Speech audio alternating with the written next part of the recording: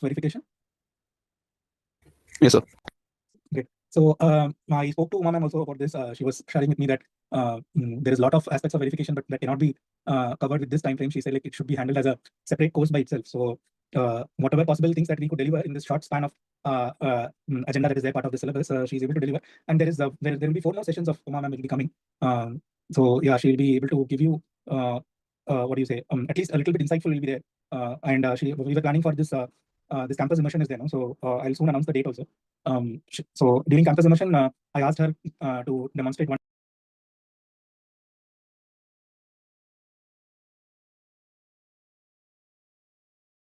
day for verification. She said we'll plan accordingly. That one day we completely focus on verification hands on. So yeah, this is what.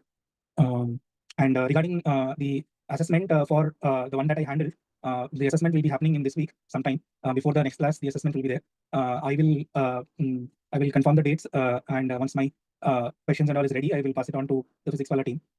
So by this week, you can expect an assessment that I have covered. Before Umanam's session that I have covered, right, from this RTL to the GDS to final GDS to that all the steps that we have covered. Maybe what I'll do is today I will give an overview of like whatever we have studied, since it has been like 4 weeks in between. 2 to 3 weeks in between. So I will give a brief of whatever we have seen once again, and then later like little bit on today's topic also in the later half, like about the last 20 minutes, I will cover the today's topic a little bit, because now we are going to enter into another intermediate module, right? So this is until whatever Uma ma'am has taught, that covers the beginners module. Whatever I am going to teach you from today will be the intermediate module, which will be a little tougher. If you focus more, it will be easy for you to understand. And there will not be much hands-on in this as compared to the beginners module, because these are some advanced concepts that will be mostly theoretical to understand, and hands-on I'll try to accommodate whatever possible hands-ons I can accommodate. I'll try to do that. Any thoughts? Okay. Fine. So good. We will come to the intermediate module. I'll just revisit. Is that okay to revisit, or should I start the intermediate module? Like you will be able to prepare yourself for the assessment. So we can briefly go through it, and then we can go into the intermediate one. Okay. Okay. So then let me share just one diagram which covers everything. One IC design flow.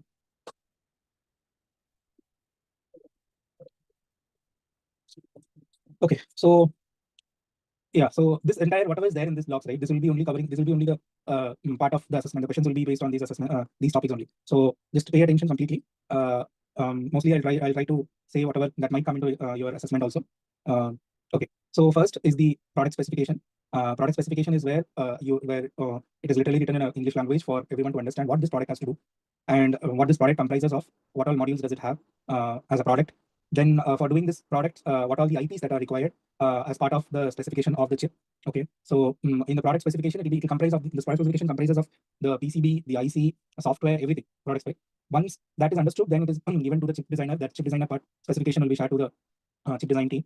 Then the chip design team will try to accommodate and understand whatever IPs are required for designing the chip, whatever the ready-made IPs are available. Through that, this IP selection process is done. Apart from this IP selection, what all new design has to be written, new Verilog has to be written, is also understood by the chip specification. Then that will comprise of the RTL. That comprises of the RTL. Once your RTL is ready, yeah, anyone? Okay. So once your RTL is ready, you take it further. So while you are writing the RTL, the other aspects also is being finalized. That is the process selection. Process selection is where you decide on which technology this chip has to be fabricated and manufactured. So that is what is called process selection. Process is the technological node, which is say 180 nanometer, 22 nanometer, 4 nanometer. So on which process you are going to manufacture your design is will get finalized meanwhile. As well as once you know that RTL, through the RTL, you know the total top level pins. Once you have written the RTL, before writing the RTL itself, you will come to know the top level pins, that is the SOC pinouts. You will come to know, because the same pinouts, SOC pinouts, will be shared to the team which is working on the board design for this chip. So the same pinouts will be shared with the packaging team as well. So the package selection team will also work on designing of the package or selection of the package. Designing of the package as in if you want to design the package from scratch. So the design team will come. A package selection means there will be already existing packages for the pinouts, so that could be also reused. So yeah, so this is all things will happen in parallel. And once your RTL is complete, and then it goes to the verification, which is not mentioned here anyway. But yeah, RTL goes through a rigorous verification platform where if there is any functional bugs, any bugs within the RTL is identified, and this verification is also, the process will also start. The RTL, then it goes to the synthesis team, where so regarding synthesis, I have already told about the two types of synthesis. One is on FPGA based and another is on an ASIC based. The FPGA based synthesis is for the design to get evaluated whether I can accommodate my design and meet my functionality in FPGA. Can I use it, or should I go to a specific chip? That decision can be also made here. But yeah, as the product spec is already freezed, then it directly means that you will have to make a dedicated chip. So we do the FPGA synthesis in that case for just evaluating that whether my design will work if it comes as a separate chip. If it is coming as a dedicated hardware, will it work as per the expected functionality? For that validation, you will go to the FPGA synthesis and verify it, and then the same RTL is given to the ASIC synthesis team for doing for converting the RTL to a gate level netlist that maps to a technology. Say currently we are going to tape it out using TSMC 40 nanometer. So the TSMC 40 nanometer PDK is shared by the foundry, and using that PDK, the synthesis is done. The major input for synthesis will be the technology library, and then you have the RTL and constraints. So these are the major input for synthesis, and the output will be the synthesized gate level netlist. So once the gate level netlist is out after synthesis, this netlist will have to go for a equivalence check. That is like you compare the netlist with the RTL and come to a conclusion key whether your synthesis has not hampered any functional defects, meaning like your RTL and the netlist should do the same functionality. You do a logical equivalence check. So for doing synthesis, you use in Cadence you use GNS as the tool, and in Synopsys you use a design compiler for synthesis. For doing logical equivalence in Synopsys, it's called formality. Yeah, for in Cadence it's called conformal ADC. Yeah, on for writing RTL, you will use many. There are a lot of hardware descriptive languages available. For example, you have Verilog, VHDL, BlueSpec System Verilog. These are the widespread used languages in the industry. Yeah, coming back, once your logical equivalence is done, then you go for parallelly you do the DFT plan also. DFT is one thing that I will not be asking you in this particular assessment, because in this intermediate module, the deeper aspects of DFT will be covered, which I'll be taking you maybe like it will take around 3 to 4 classes for this. So DFT will not be there. So as of now, you consider the DFT is done, and the netlist is the synthesized netlist has the DFT component. So it's maybe you can say it as a DFT inserted DFT inserted gate level netlist. Okay.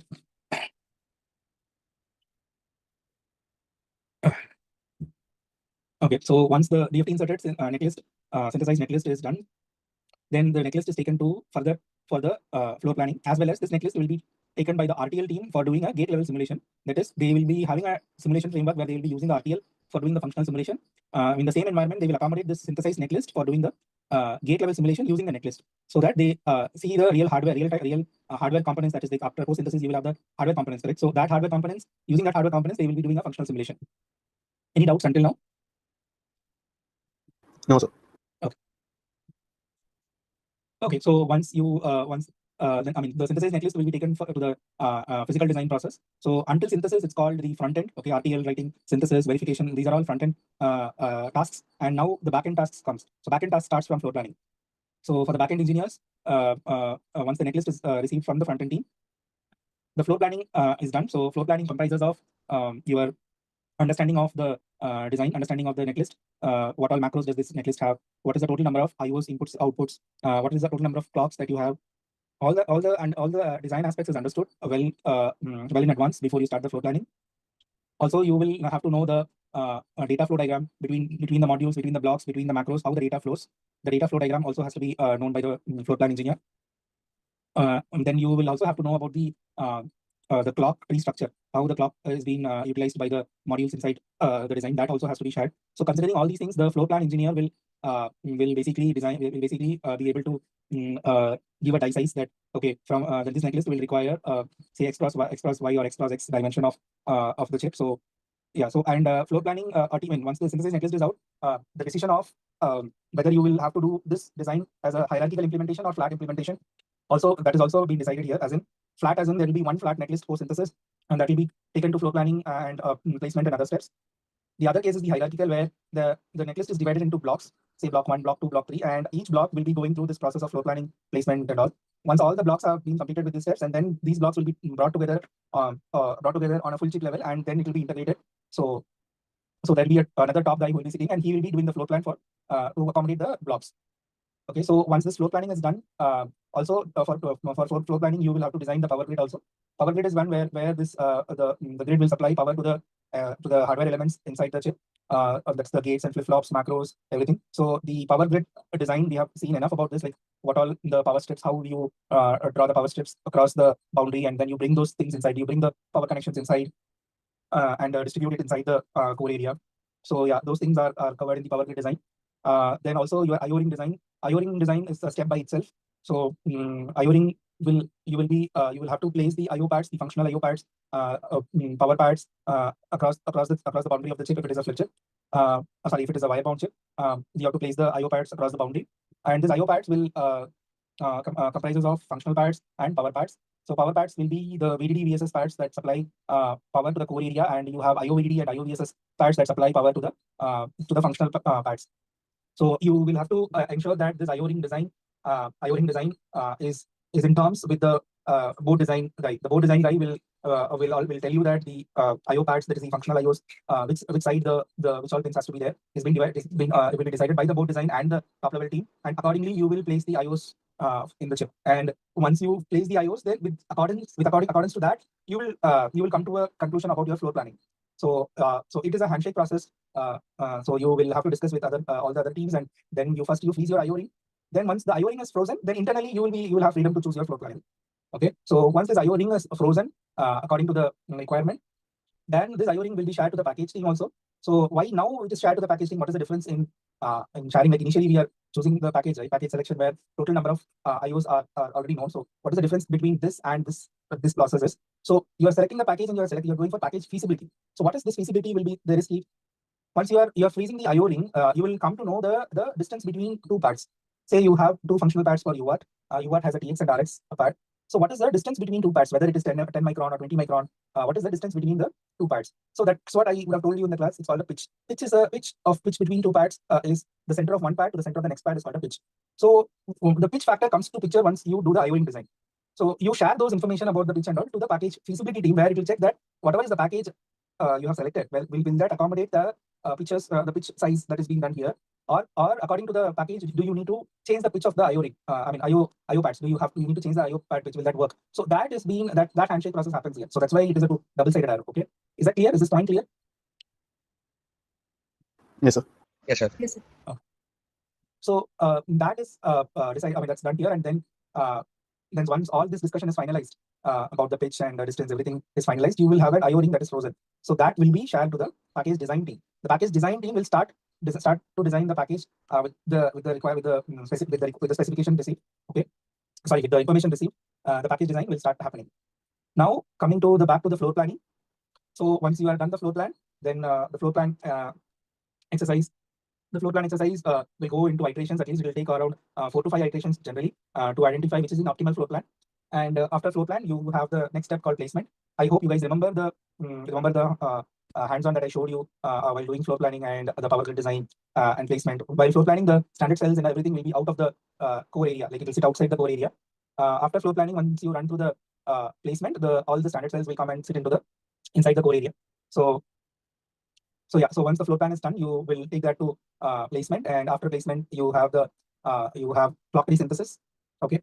So physical synthesis is something which I haven't told you. Okay. Physical synthesis is like, synthesis is when you just feed the RTL the technology library and constraints, you do the normal synthesis. Okay. Physical synthesis is when you know the die size. You have done the floor planning and you know the die size, you know the IO ring, where they are all, on which direction, which all IOs will be there. All those things you are aware of the physical aspects, which place, which will come. You are aware now.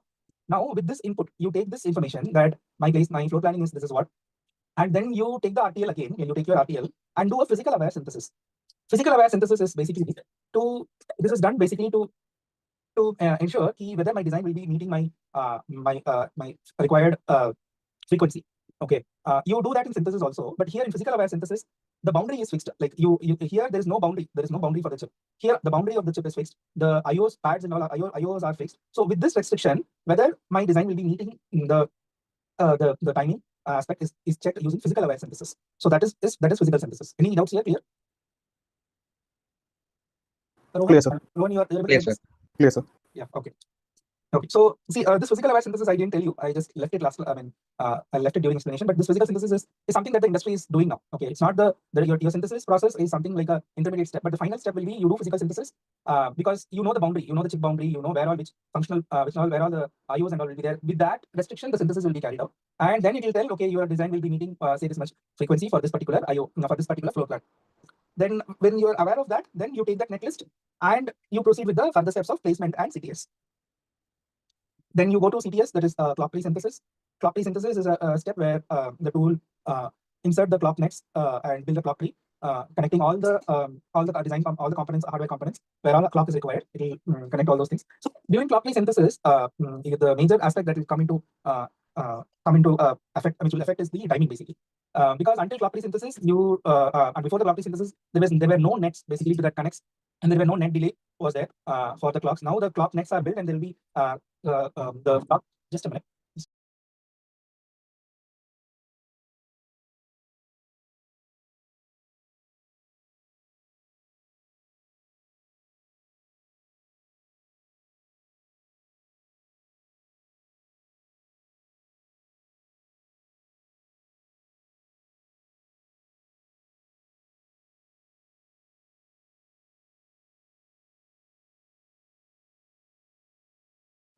Yeah, sorry.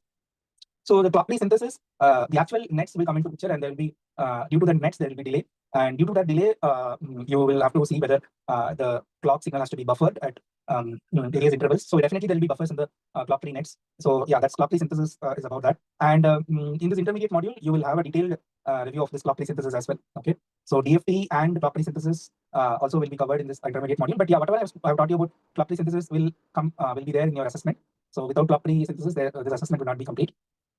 Then you have once you're done your CTS, then you go for routing. Okay, but before going to routing, you could see that this after CTS it goes to IR drop analysis also.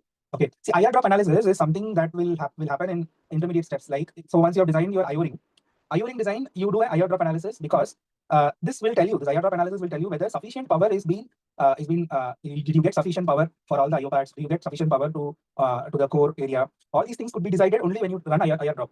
So I think I have showed you the analysis report, that one colorful diagram that I have showed you. So where this IR drop will tell you that if there is not sufficient power there is no sufficient power, if there is any module that is deficit of the power, it will highlight you, and accordingly you should change your power grid design, or you have to change the floor planning of the module. So all these things will happen. Okay. 1 minute, somebody has put a message.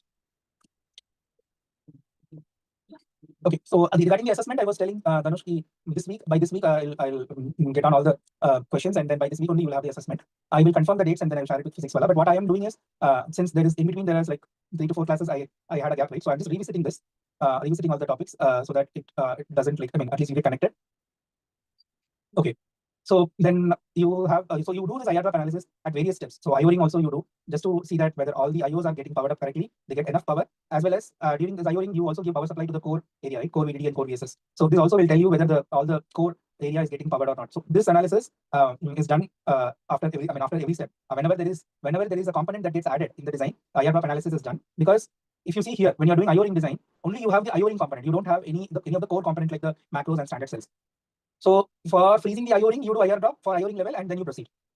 After doing floor planning, you do placement, and then you do clock tree synthesis. So when you are adding clock tree, there are nets that is going to come and drive all the cells in the design. So after you build the clock tree, you do the IR drop analysis and see whether sufficient power is there. All the cells get the sufficient power. So after doing clock tree synthesis, you go to routing, and again you do the IR drop analysis, because this routing will connect all the nets. Now it will be like the complete design is ready now. It's nearly ready. So whether after connecting all the routing nets, whether my design is getting sufficient power to work, whether is there any drop somewhere. So for that also you need to run IR drop analysis. So so this will be a question to you regarding IR drop analysis. There will be definitely one question will be there. Okay. Then after IR drop analysis, after outer routing, once your design is routed, then you take that post routed netlist to do static timing analysis. Okay. This LEC MMC optimization, I think LEC I have told. MMC optimization is multi-mode, multi-corner optimization. So this is also something that I already covered, but this is about multi-mode, multi-corner optimization is about. So during synthesis, you will take the so you have multiple corners of library provided by the foundry, by the fabrication team. You will have multiple corners starting from slow corner, typical corner, and fast corner. So in slow corner itself, you will have multiple types. Like there will be one that works for a different voltage, and different temperature. So you will have multiple corner of libraries that will be there. So to take those or to meet, you have to meet timing on all those corners.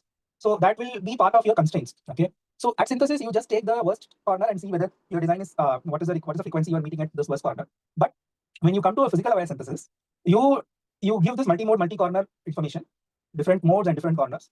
Okay, what is different modes? Multi-modes. Modes as in, see your design, your SOC that is there will have to work in one is functional mode. Generally, one is functional mode, and another mode is called a DFT mode, which is we'll cover in the upcoming class. DFT mode is called a test mode. So your design will have multiple modes and multiple corners. Multiple corner is with respect to the different corner libraries. Okay, so all these information is given, and the physical aware synthesis will take that and see whether what is the timing that you are getting here. Okay, so then you have the routing, then you have the post-router netlist. Post-router netlist and will be taken further to doing the STA, that is the static timing analysis. Static timing analysis is basically you want to check whether your design has any timing violation. Timing violation will come into picture. Like there are two aspects of timing violation. One is the setup timing violation, and another is the hold violation. So until placement, that is before clock tree synthesis CTS, until placement you don't have any nets. You only have the standard cells and macros and design components. So you will not be able to do any timing analysis until now. The actual timing analysis will come when all the nets are intact and connected. So now you do STA and find any violation, any setup violation and hold violation. Okay, what is setup and what is hold violation? Is your setup is when you get the where you need to increase the time period and fix it. Basically, when there is any setup violation, that means you will have to fix the time period, which is like which you will not do. Anyway, you will not do at post routing. The setup violation usually doesn't occur, but if it occurs, then you will have to insert any buffers and try to fix it. Okay, and similarly, hold violation happens when you are running your design in a fast corner library. This hold violation comes into picture. So fixing up the hold violation is also like you do upsizing or fix the or put buffers and fix the hold violation. Okay, so with this part of STA, okay, we will be doing the when you are coming for campus immersion, we'll spend some more time on STA. And because STA, you will see there are whatever you see here are different job opportunities that is there. Okay, and among them, this STA that is the STA engineers is one of that, and by itself. So if you are expert in this, it is easy for you to get a job on a company, because this is just the fixing of the timing. You need not be aware of you need not be aware of much of the design aspects, like the floor plan engineer will have to know. It will have to know about the data flow diagram of the design, the clock tree, everything you will have to know, and then accordingly you have to design the floor plan. So similarly, like other aspects here, STA is like you you just see what is the violation and you go ahead by fixing it with some minimal design knowledge. So STA engineers are like a highly paid job, but yeah, this role is also critical because this STA part is very close to tape out. Okay, as you see, it is just one step before tape out. So the amount of stress will be also accordingly. The job stress is also because this comes very closer to the tape out only. All these things will happen. So yeah, there is always one good thing and one bad thing parallelly for anything. Okay. So yeah. So once you have completed your STA, any doubts, any thoughts, any clarification? I'm just going on talking for past 45 minutes. So far so good, sir. We're just revising what you already know, right? Yeah. Okay. I hope Rohan's voice is the voice of the class. So considering that, I'm going ahead. If there is anyone, yeah. Hi Satya sir. Good morning, sir. After a long time actually. Yeah. I joined 10 minutes late and I don't want to disturb the flow. Fine, Satya sir. Okay. Okay, so now completing the STA, you go to the physical verification.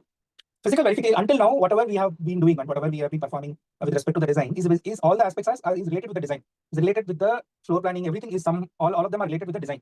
Where if I have to fix, say if there is a violation in one particular path, so that path is something that is related with the design. Okay, if I'm doing routing, that is also related with the design. But once you come to physical verification, it is not related with the design. Rather, it is related to the physical aspects. Rather, what that means, the size of the metal wire, the width of the wire. These aspects it will be dependent. It's not related to that this particular module in the particular design is got affected. It's no way that it is all the physical aspects. Basically, this physical verification will involve DRC, LVS. These are the major steps. So DRC is design rule check and LVS is layout versus schematic. These are the steps that has to be done and abided before it goes for fabrication.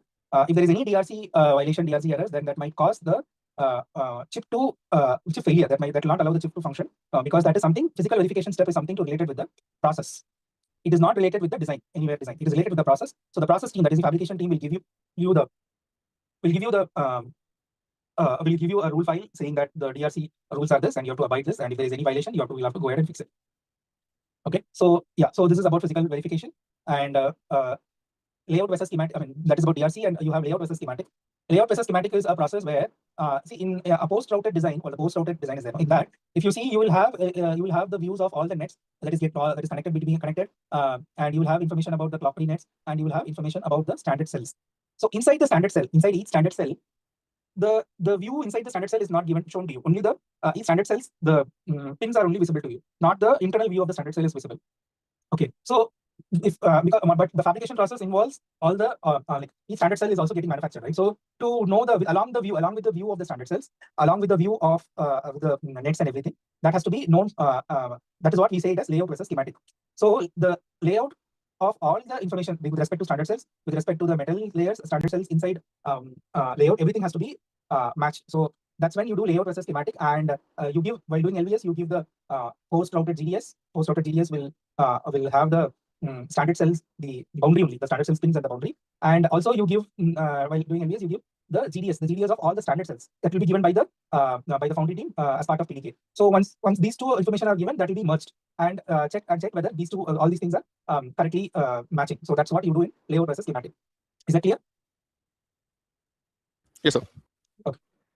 So yeah, so once this is done, you do the physical verification is complete. Then you go for this term is very important. It's called sign-off checks. All the sign-off checks that you see here, like physical verification is a sign-off check, and STA is a sign-off check. STA is you should not have any setup and hold violation. So for doing STA in Synopsys, you use the tool called Primetime, and in Cadence you use the tool called Tempest. For doing physical verification, the industry usually don't take the Synopsys and Cadence tools. It goes with Calibre. Calibre is a tool that is Mentor's. Initially it was from Mentor. Now it is from Siemens. The Siemens have acquired Mentor. So the tool name is Calibre. So Calibre is a tool that does the DRC LVS. Okay, so those are the sign-off checks. Like when there is sign-off done by Calibre tool and say Primetime tool, then only these information will be the timing sign-off and the physical verification sign-off is done, and then that will be shared with the takeout team. That's the foundry. Foundry will ask for the report of physical verification and STA report. It will ask for timing report and the physical verification report in order to understand whether you have done everything and that abides with the requirement, like the FABS requirement. FABS requirement is it should not have DRC violation, all those things, right? So that's why those reports are shared. Okay. And once the tape out is process has started, and this will take around 3 to 4 months, and that's when you get a die, the silicon die, and that will be given to the package assembly team, where the designed package and the die is merged together and connected, and then it goes to the silicon validation. Silicon validation is a step where I come to silicon validation, but before that, there is one more step that is missing here. It's called parasitic extraction. Okay, parasitic extraction is done after routing. Okay, this parasitic extraction file it has been parasitic extraction is done by Calibre tool. As well as by Synopsys and Cadence also does the parasitic extraction. This information about the parasitics, this RC delay, is required for doing the STA. Okay, that I missed to tell. So for doing STA, you will have the SPEF file. It's called SPEF, the parasitic extraction file. Okay. So yeah, coming back to this, you will so the package assembly, once it is done, it goes to the silicon validation. Silicon validation is where you carry on certain tests and see whether the silicon is working, whether the chip is working or not. You check it here. Usually there are certain top level tests, minimal tests will be done usually after the tape out is done. Once it is going to be done on a bare die. Okay, with bare die as in without the package itself, the bare die they will run some tests. Those tests are related with the DFT that I am saying here. Whatever DFT you have done, and for that there will be certain patterns, and those patterns will be given. Say here the pattern generation is told here, no? So those patterns will be given to the bare die, and it will be checked. So if the die is working, then they will go ahead for assembly, because assembly itself is a separate cost. It's a huge cost. So before assembly, if we are able to identify that this die is working or not, though there will be a cost cutting. But if you go ahead with assembly and then you come as a packaged chip, then you check it, then that cost, and you find out that this particular chip is not working, then it is a waste of cost, right? So you don't do that, you do it here itself. And then you could do a complete silicon validation after packaging, you complete silicon validation here. So yeah, so I think I have covered most of them. Okay, regarding DFT, DFM, we will, regarding DFT, there will not be any questions. Okay, other than that, you will have questions from all the blocks. And if there is anything I have left also, you'll have the questions. Any doubts, you can ask now. Is that okay? If my explanation was made you, like, I mean, at least you are able to recollect whatever you have studied. What happened? Why is the class so quiet today? So it's clear. I was hoping somebody else would answer. Okay. What happened, Ramya? It's clear, ma'am. Sir. Ma'am is anti. Sorry. Yeah. Today I have accepted ma'am. Then sorry. Okay. Okay. Anirudh, where are you? Yes, sir. Clear, sir. Okay. I missed the point. When is the next quiz you mentioned, sir? Actually, the quiz will be in this week sometime. I will prepare the assessment questions, and then I will confirm the dates with physics by tomorrow, or end of tomorrow I'll confirm. Okay. And because I feel that you need a quiz, because it's a complete gap will be there. No? So that's why I briefed you today also in this class about all that we have handled. we will I will think about it, like whether to have one complete assessment for all these topics or like 2 assessments can be done. I will think about it, okay, and then see. And syllabus for this quiz, sir? Syllabus is like one until what the previous assessment got completed. After that, whatever Okay. whatever I have taught, I mean, maybe I'll tell you the syllabus also. Yeah, that is better because there's a huge syllabus actually. Yeah, I'll tell you the syllabus also. Yeah. Yes. Thank you. Okay, so this is about the so and Uma ma'am also will be conducting assessment. Maybe I'll ask her, can we merge on this, or whether she wants to conduct it separately. I'll just check with her also. Separate will be better, sir. Yeah, sure. Okay, so yeah, this is about the IC design flow, and this is about the beginners module. Okay. So for I think beginners module is actually literally beginners, because I feel that we have covered in a very beginner level only we have covered. We have not gone depth inside, because yeah, I mean, the depth of each topic, if we go, it will take longer time. Okay. So this is good enough for someone to start their career. That we are sure. Somebody who wants to start their career, all those information that we have provided for a fresher, and maybe a little bit on an experienced perspective also. This is whatever we have shared is really good enough. Okay. And whatever I have taught until now, people have taken and they have gone for jobs with that knowledge only. So that confirms that this is good enough. Okay. Further, further next we will go to the intermediate module. Okay. So you guys have this intermediate module details about like what are the topics that will be there in this? No, sir. No, sir. Sir, in group they share some programs curriculum in that they representing intermediate modules. Okay. FinFET, low power design, DFT, scanning and bits, Exactly. Yeah, that's what. Yeah. TCL and Python script, advanced verification, clock tree synthesis and closure. Yeah. It's the same. Yeah, that's what I wanted to. If you are given with that understanding, yeah, it will be. That's what I wanted to know. Yeah. Okay. So groups. It is group is in WhatsApp group, is it? WhatsApp group, but admin is a member from the PW method. Fine. So I mean to ask, like, so that group, everybody is there and everybody will be able to see that, correct? That's what I wanted to know. I'm checking, sir. Actually, the IIT Madras VLSA batch, right? That was. Yes. Maybe it's long time back, it was sent. First, I think starting from the starting that group. Okay. Fine. Anyway, I will brief you what this intermediate module will have. Okay. This intermediate module, we will see about the low power techniques. What are the low power techniques that this industry is adopting for because power, if you see power, the power requirement, okay, came into picture in late 1990s only. Until that, you were not worried about power because the number of transistor in a particular area was very less compared to now what you have now. So once the number of transistors are more, then accordingly the power drawn by each transistor also gets more, and there will be dissipation with respect to that power drawn. So with to handle these problems, there were multiple low power techniques that came. That's called power gating, and you have retention flip flops like that. So you these things we will cover. So we will see what all the low power techniques are there. All those things we will see. What are the power gating techniques? These things we will see. And also in this we will also see about the advanced nodes. Like you have as of now what your understanding is, your design will get fabricated, and that design will comprises of the transistors. Right? It will have CMOS transistors. CMOS is one PMOS and one NMOS, and your design will get realized that, and then it gets fabricated. That's what your understanding is. But apart from that, it got migrated from CMOS to FinFET. FinFET is another device. Like it's like CMOS. The transistor in CMOS you have MOSFET. That is one PMOS and one NMOS. FinFET is a different structure of transistor. That also we will see. FinFET technology is like below 22 nanometer, as in 22, 28. I'm saying below 28. I keep it as below 28 nanometer. All the transistors are nowadays in FinFET technology. It's not on CMOS. There is a benefit which we will cover, which will tell you on these aspects. Then this is with respect to the low power and advanced nodes. So this is one big chunk of topic which we will have around 5 classes for this itself. Okay. Then you have design for testability, that is DFT. So DFT that will also have around 4 classes I have allocated, but I will see whether I'm not sure whether I'll be able to cover it in 4 classes because this is also a huge topic. But yeah, if needed, we will take extra classes also. Then you have after DFT, you come to automation and scripting. So scripting means basically to do automation in this EDA tool environment. Okay, in EDA tools, the Synopsys, Cadence, whatever you are using, you don't do a GUI interface, and in GUI you do with your mouse and keyboard. You don't do. Basically, you do the scripting. You ask the tool to follow the script, and the tool runs. So basically, this is to do automation because here jobs run day and night, and you don't know when one particular task get over, and you will have to wait for that, and then the next task has to be started, right? So this is where the scripting plays a major role. Also, people who wanted to read certain parts of a timing report. Your timing reports and all will be like huge. It will be like 1 lakh lines. You will have timing reports, and you want to extract just from the report. You want to extract only particular portion of the report and want to view that. So those things and all, scripting is the only place where you'll be able to do that. Without scripting, then it will become a nightmare. Okay, so you will do Python or Perl, whatever is there, the scripting languages. We will help you with that, and definitely this will have you. This will take you through a lot of hands-on practice. I can give you a lot of tasks in this where you will be doing it. Okay, so yeah, this automation and scripting will give you enough hands-on and learning also. Then you have the advanced verification and UVM that is there. That will be taken by Uma ma'am again. There is around another 4 classes that she will be taking on this. Then you have then I have the after this advanced UVM, then I will take it up this advanced physical design, where you will be you will come to know, you will talk more about clock tree synthesis and the final closure, that is the physical verification, DRC, and something to demonstrate also will be there in this. So that will be done. So after that, you will have your capstone mini project. Once the campus immersion, during our campus immersion only, you will be doing the mini project as well. So yeah, so this is the intermediate module.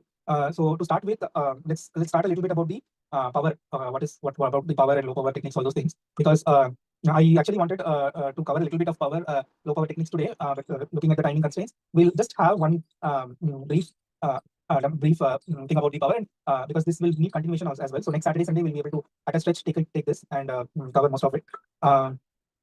Yeah. So just a minute. Okay, now you guys tell me why there should be something for designing of the chip. Okay, for designing of a chip, why this power has to be power is considered the most trivial. Why we need to factor the power now? What is your understanding? Because current implementations of ASIC are usually remote or mobile devices, and therefore because a large number of transistors are being switched for the entire processing that happens within that particular let's say project or device, if there's more power that's consumed, then the mobility or the portability of the device will get severely affected if it can't maintain its function for a longer period of time. Very good one. You mean to say that right now we have all battery powered devices, and because of that, all the factors are dependent on that, correct? Yes. So battery itself now, like, they're increasing the different ranges of battery, how much the battery can supply for how long. But along with that, the capability of the device also increasing, right?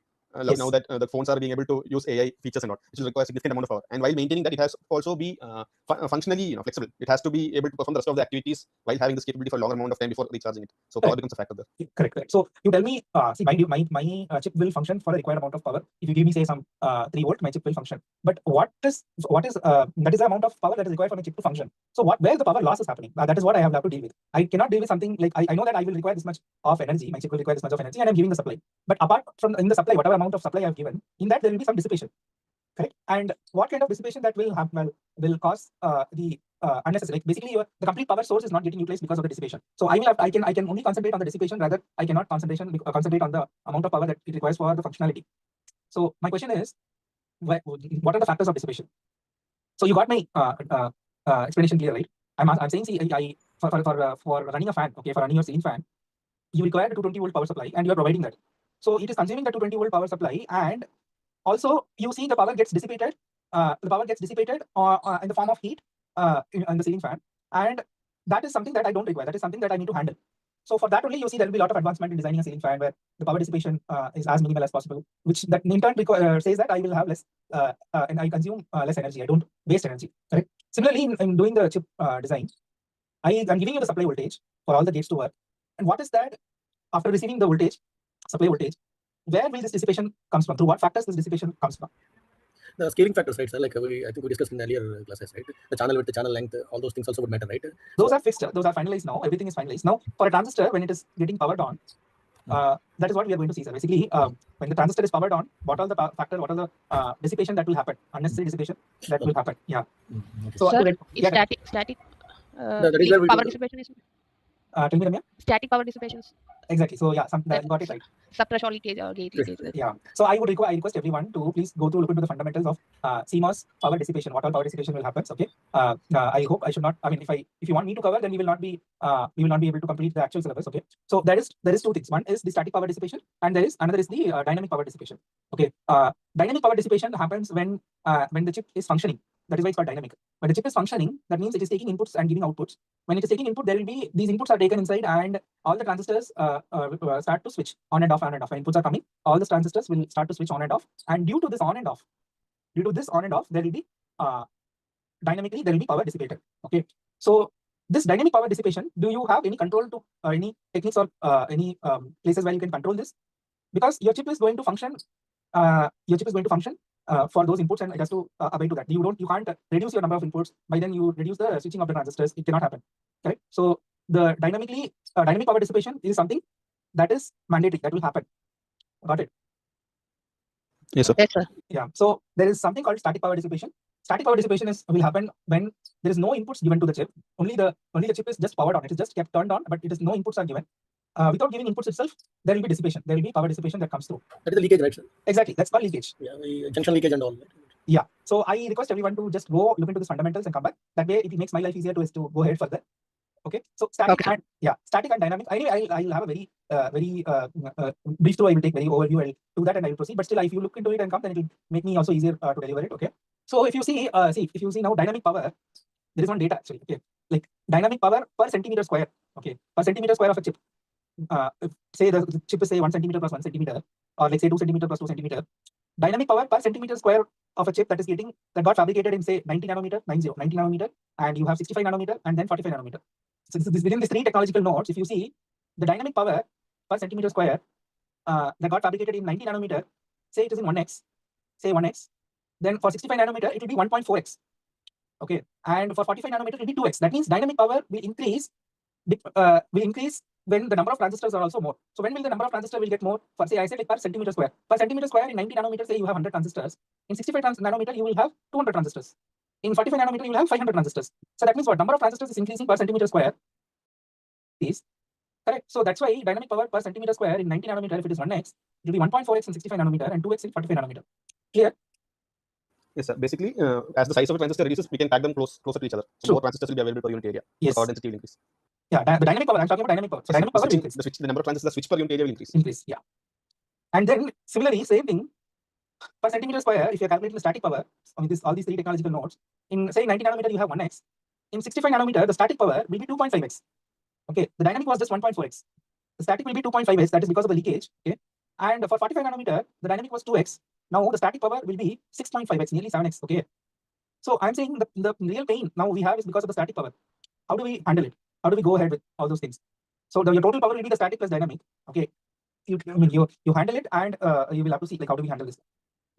Okay, so basically this is a brief thing that I given you. Now I request you to go look into the basics. Okay, there will be equations, dynamic power equations. Will be there. It's called we say it as CV square F. That is power P dynamic is equal to C effective. We say effective capacitance into VDD square into the frequency. So that's why we say it as dynamic power is CV square F. We say so. How those equations are getting how those equations come into effect for dynamic power. These are very basics. Okay, these are very fundamental basics. I wanted you to just look into it. Okay. So yeah, we will see similarly for static power also. Okay, what are the factors that comes into for static power dissipation? All these things. Okay, so yeah, that's all for today's class. Maybe if I start further, then I will it will have a lot of continuity. So we'll close out here. For next class, we will we'll dive more into multi-VT cells that are used, high VT cells, low VT cells. That is part of the PDK. Why are those are taken into consideration, or what is, and all those things we will see. Okay. Any doubts? Okay. If there is no doubts, then we can close the class today. Thank you, sir. Yeah. Thank you. Thank you, sir. Thank you. Thank you, Ramesh. sir. Thank you, sir. Thank you, Andu. Thank you. Thank you, sir. Thank you, sir. Thank you, sir. Thank you. Thank you.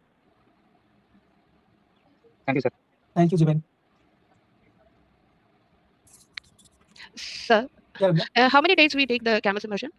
I don't know. I'll check. Usually I think it's 3 to 4 days. I think I'll check with the team and tell you the dates also. Okay, and one more thing, how we arrange the stay there. That's all. You have to check with physics. I don't know about that. Okay, thank you, sir. Yeah. Thank you, sir. Thank you.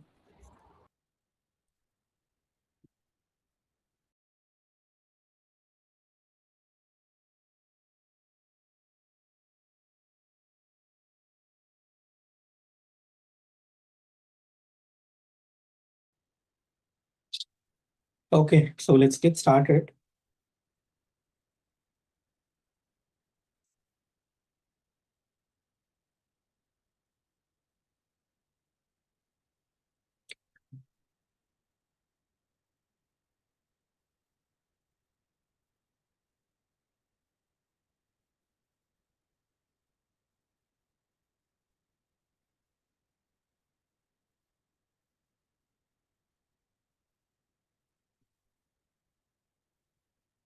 Okay.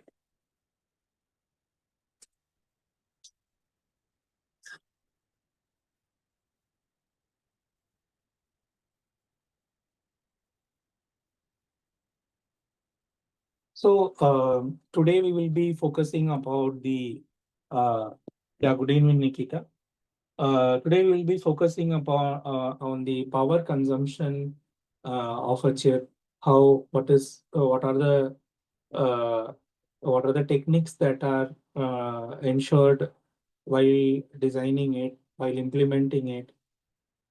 So there are two aspects in this ensuring the power consumption of a chip. One at the design level, where while you are writing the RTL code itself, you implement few logic as part of your design, so that you ensure lesser power consumption and dissipation. Second aspect will be during your implementation. That is that when you will be taking the netlist, generating the netlist, synthesizing it, and then you go to the physical design implementation. What all aspects, what all features does the current trend is using and implementing that. So these are the two aspects that we will that are currently there. So we will try to understand the second aspects, that is during implementation, what all techniques are there that that is currently taken care by the tool itself. That the tool will help you to put those logics where the leakage, it will help you to solve the leakage problem, and the switching as well. Okay, so if you see, last 20 years itself, if you see the main aspect that that the industry is focused on power only, because before the 20 years and all, like power was not a dominant factor, because you see the most of the revolution that has happened in the electronic industry with the electronic gadgets that are battery powered, that are mostly consuming less powers. That all has happened in last 20 years only. Okay, so in from 1980s, 1990s, all these designing of all the complex SoC designs, everything has happened after that only. So if you also the battery powered devices, when you when the fabrication goes to say a deep submicron process, like you go to 10 nanometer, 8 nanometer, then the leakage is a very big problem there. Okay, so that's why the designers use what do you say, aggressive approaches at every step in the design process, even from software to architecture to implementation, like at every possible ways. I would say there will be aggressive approach to control. Okay, so I may say, like, there are techniques called power gating. Okay, where if you see, there are certain blocks in the design that gets power down when they are not in use, and there is also some techniques called multi-threshold VT, which is called multi-threshold voltages, libraries that are available, that can trade off leakage current for speed. That's so I'm saying there are ways that we are going to look into it. Because if you see in there are for designing an SoC itself, the total power consumption for these complex SoCs is a great challenge. Okay, fine. We'll go ahead one by one. So I think you have understood the scope of the problem that I'm trying to tell you. Is how are we going to handle it? That I am going to tell you now. Okay.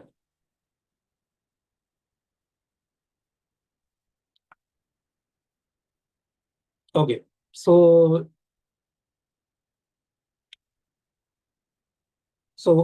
I hope everybody has looked into the fundamentals of static and dynamic power, but maybe I can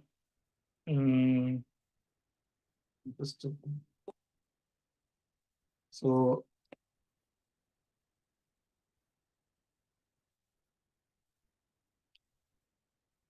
if you see what is a dynamic power, is dynamic power happens because of the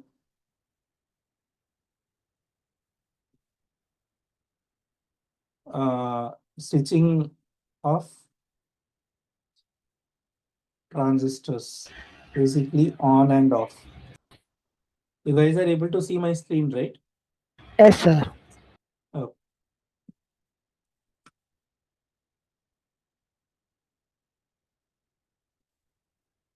So what does this on and off symbolizes? Basically charging / discharge. Yeah. Discharging the output capacitance. Okay. So we describe this dynamic power with the equation called P, say P dynamic is equal to C effective capacitance into V square, VDD square into the frequency. So we say it as just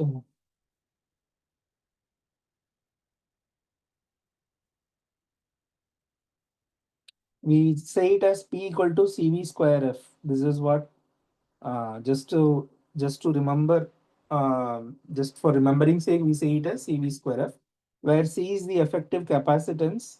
That's what this I'm saying of, I said no, the output capacity charging and discharging of this capacitance. And V is the VDD, the supply voltage VDD square, and F is the frequency. Okay.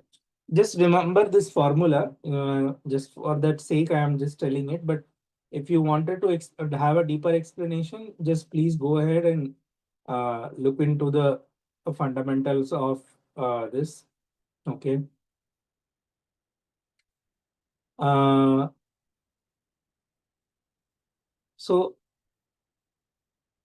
So this is about the dynamic power, and then you have static power.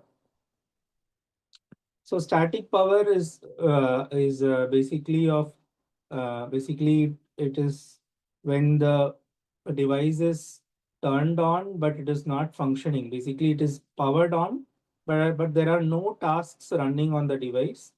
The standby power, and during the standby power, whatever is the power that is getting dissipated, that is called as a static power dissipation. So in this, the major culprit will be the leakage power, and second one will be the short circuit power.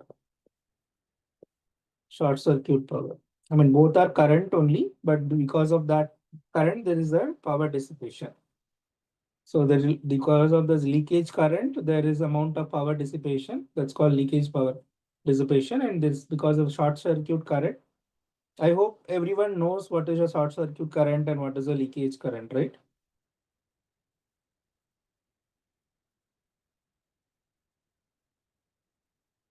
Okay, so see, for a CMOS device, for CMOS devices, you have the PMOS and NMOS, correct? You have PMOS and NMOS. Say this is the inverter. I'm just drawing as an example as inverter. You have in a CMOS, how does it function? That is just by turning or switching on and off of the PMOS and NMOS. Okay. Now, during switching of PMOS and then transitioning from this switching to the NMOS switching, there will be one instance where both the MOS will be on. That will be very fraction of seconds only. Both the transistors will be on. So that time, the current that flows throughout this, okay, that's called the short circuit current. Okay, where both the transistors will be on for an instance. That's because of the functioning of the charging and discharging of the transistors. Because of that, there will be very small instance when both of them will be in on state. So that particular instance is called the short circuit current. Okay. Then you and then your leakage is something that is because of the supply voltage that you are providing. Because of that, the amount of power consumed by the devices is called the leakage current. Okay. So, how do you handle this? How do you how are we going to implement? So, see, all these theory aspects you will be able to know it from internet, books, everything. But what I am here to tell you is how are the current industry, what are we doing it in the tool upfront, what are we doing in implementing it, what are we going to do? Okay, coming to that,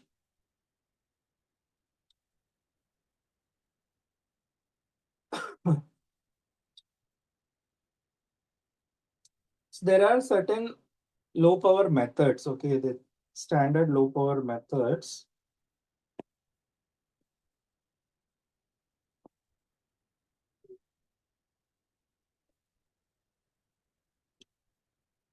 So first one is called clock gating.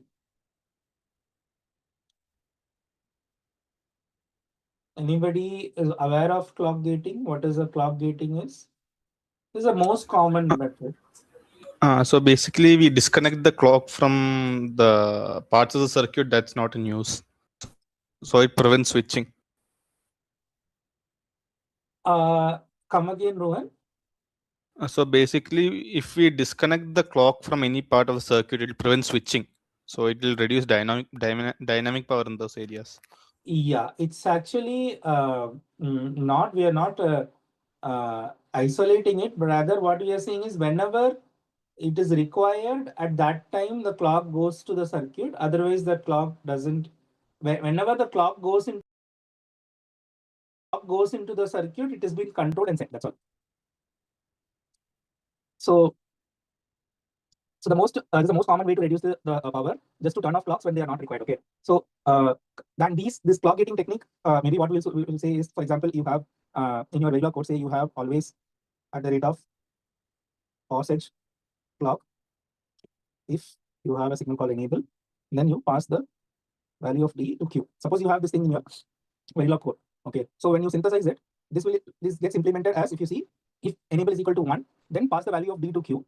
Okay. And so how does this translates? If you see, so there will be muxes.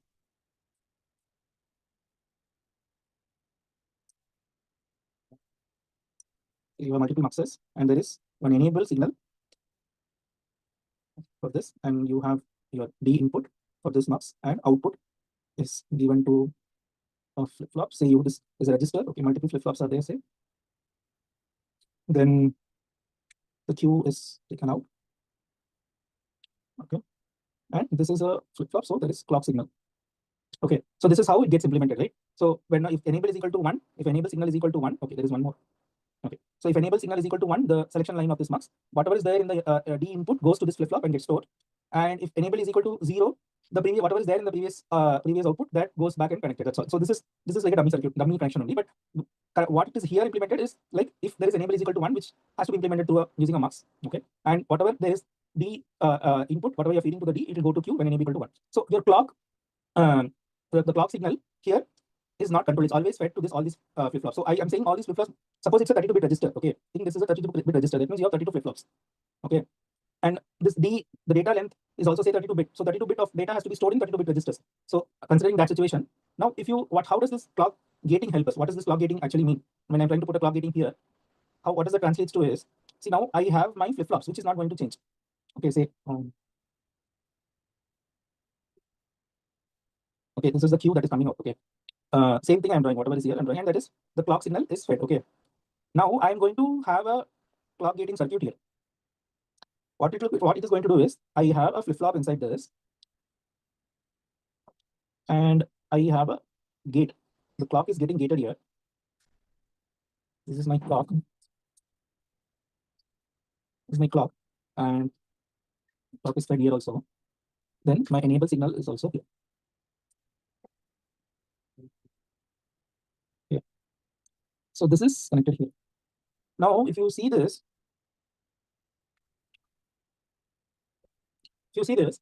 same thing only. One second.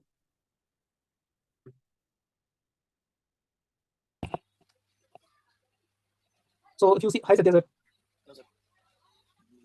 Good evening. Joined late, is it? Yeah, I joined little late, sir. So you were explaining this clock thing actually in this moment. Actually. Yeah, clock gating. Yeah. Just only that portion if you can just. Yeah, I started with clock gating. Yeah, this portion. Okay, so so the above circuit is without clock gating. Now, what is the purpose? What does the clock gating is going to help us? So this is a clock gating circuit. Here, what I'm doing is I have connected my enable signal to the, say this one D flip flop. Okay, say another D input I have here. So this enable is going to be a input to my flip flop. So when enable is equal to 1, that means the D is going to be 1 and Q is going to be 1. So 1 is feeding here, and the clock signal will be always 1s and 0s, right? So whenever in AND gate, if any of the input is 0, the output is going to be 0. When both the inputs are 1, the output is going to be 1. So if you see here, if this input is going to be 0, then the clock signal is nothing is going to be sent here. If now considering the D is equal to 1, and this turns to be 1, then so the clock propagates here. So clock propagates to the flip flops. So now clock is controlled through this enable signal for this logic.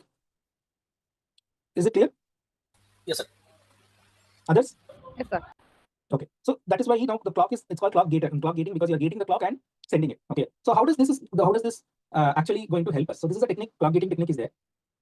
Now, if you see typically the clock signal previously it was going to all the flip flops and continuously it was going. Now if you see this the clock signal that is sent from here is getting gated, and here it is going past the gated clock, G clock. Okay, so now if you see what does this implies to? This implies to, what do you say, low activity. Okay, so this is one technique that will it's a very simple and reliable way of reducing power. Okay, previously in early days and all, the RTL design engineers they will code this logic along with the design. Okay, they will code this clock gating circuit explicitly in the RTL. Okay, but actually that approach is actually prone to be error, because you really have to be very cautious in putting the clock circuit. Okay, and because clock gating will give you it will give you glitches. So glitches, because the clock signal is going inside a flip flop, and the clock signal is going to a flip flop, as well as if you see it is going to a gate. Okay, so when a clock signal goes inside a gate and comes out, the duty cycle of the clock has to be same. Okay, the duty cycle and the amplitude of the clock signal has to be same as the original thing. So when it goes inside to a gate, it will then be a propagation delay, and the strength of the clock signal also will get reduced. Because of that, there will be certain places where it may lead to glitch. Glitch is something like a huge strike that comes in the clock signal, which will cause you huge misfunctionality in the logic. Okay, so that's why the RTL designer will not be putting this clock gating circuit, which is because of the glitch, because of the production of the glitch, and that glitch will give you functional errors. What we are currently, it has been recommended is, today if you see most libraries will include specific clock gating cells, okay, that are recognized by the synthesis tool itself. Okay, so currently if you see, there are clock gating cells, like you have cells for AND, OR, flip flop, everything. You have specific clock gating cells, part of the library cells in the PDK. So these cells will be identified during synthesis by the tool itself. Okay, when you are running synthesis, you will have to tell it in your synthesis script that I need to perform clock gating to my design. Okay, you will have to tell it to the synthesis tool. So you basically have to enable clock gating using a command. Okay, so basically, for in Synopsys, if you see, it's called set clock gating true, something like this. Okay, so you enable the clock gating in your synthesis script, and the tool, and you have to tell key bit for how many flip flops you will have to you would need clock gating. Like if your design has say you have 50K flip flops, okay, and you need to put clock gating between how many flip flops. Say you say that I need to put flip flops for every 1,000 flip flop, I need to put a clock gating cell. If you are saying, the tool automatically goes and find out where all clock gating can be inserted first of all, and in that it will put clock gating cells for every 1,000 flip flop. Like for example, you have 50K flip flops totally, and for every 1,000 flip flops you want to put a clock gating cell. That means totally it will put 50 clock gating cells. If you mention it as say 100 flip flops, then it will put 500 clock gating cells. If it is possible, if it can be, if it is applicable, it will go and put. Okay, if that logic can be inserted, it will go ahead and put those cells. So basically, what is this? What are you trying to do? You are for doing this. This is inserting of clock gating cells. Okay, explicit clock gating cells, and automatic insertion makes clock gating very simple and reliable way, correct, of reducing power. So there is no change to the RTL is required. Okay, to implement such style of clock gating. Got it? Any doubts? So the clock is a separate one, right, sir, from the actual clock, right? Come on, once again. The gating clock you mentioned in the above diagram, right? You have the gate clock, right? This clock? G clock, yeah, gate clock. Yeah. This is separate from the actual clock, right? Both are connected. Actual clock is this. Yeah. The clock path is, it starts from here. I'll mark a different color to it. So the clock path starts from here. It goes inside this gate. Okay. So when this enable is equal to 1, then this input will be also 1. So at that time, the clock path again starts from here and goes to this clock. So the clock is gated through this particular AND gate. So when this enable equal to 0, the clock doesn't propagate after this. It stops here itself. Okay. And the clock doesn't go inside this. So Okay. anybody, is this clear? Whatever I mentioned for clock gating? So, Yes, sir. Okay. It can be any other OR gates also, right? So that's what you mentioned there, right? AND No, gate. it is AND gate only. Because for AND AND gate gate only, yeah. See, the truth table is for AND gate is what? You have 0, 0, 0, 1, 1, 0, 1, 1. Only when both are 1 only, your output will be 1, else it is all zeros, correct? Zeros, yeah. So when one of the AND gate input is 0, that means this is also getting whatever is the input here, it doesn't matter. The output is going to be 0, and there is the clock signal that is connected to G clock stays like that only. There's no input fed to the for this. So basically, there is a D input. I missed it here. Sorry. Is this clear? Yeah. So it will stay with the previous input only when it is 0, right? Yeah. So whenever there is clock signal coming in, the data from D goes directly inside. Okay. Okay. So let's move ahead. All clear, everyone? Anirudh, Ramya, everyone, right? Yes, sir. Okay. Yes, sir. And everyone else, okay? And please forgive me if I'm not asking anyone's name. But yeah, let's. Okay. System.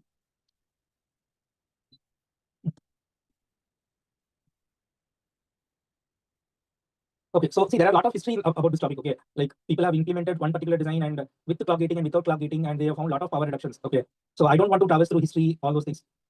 I wanted to just say the main crux of this topic is this. This is the main crux of the topic. Okay, the clock gating cells. This is what hands-on, if somebody is doing, this is what is the main crux of the topic. All the fundamental that is being told about clock gating, everything is this theory only.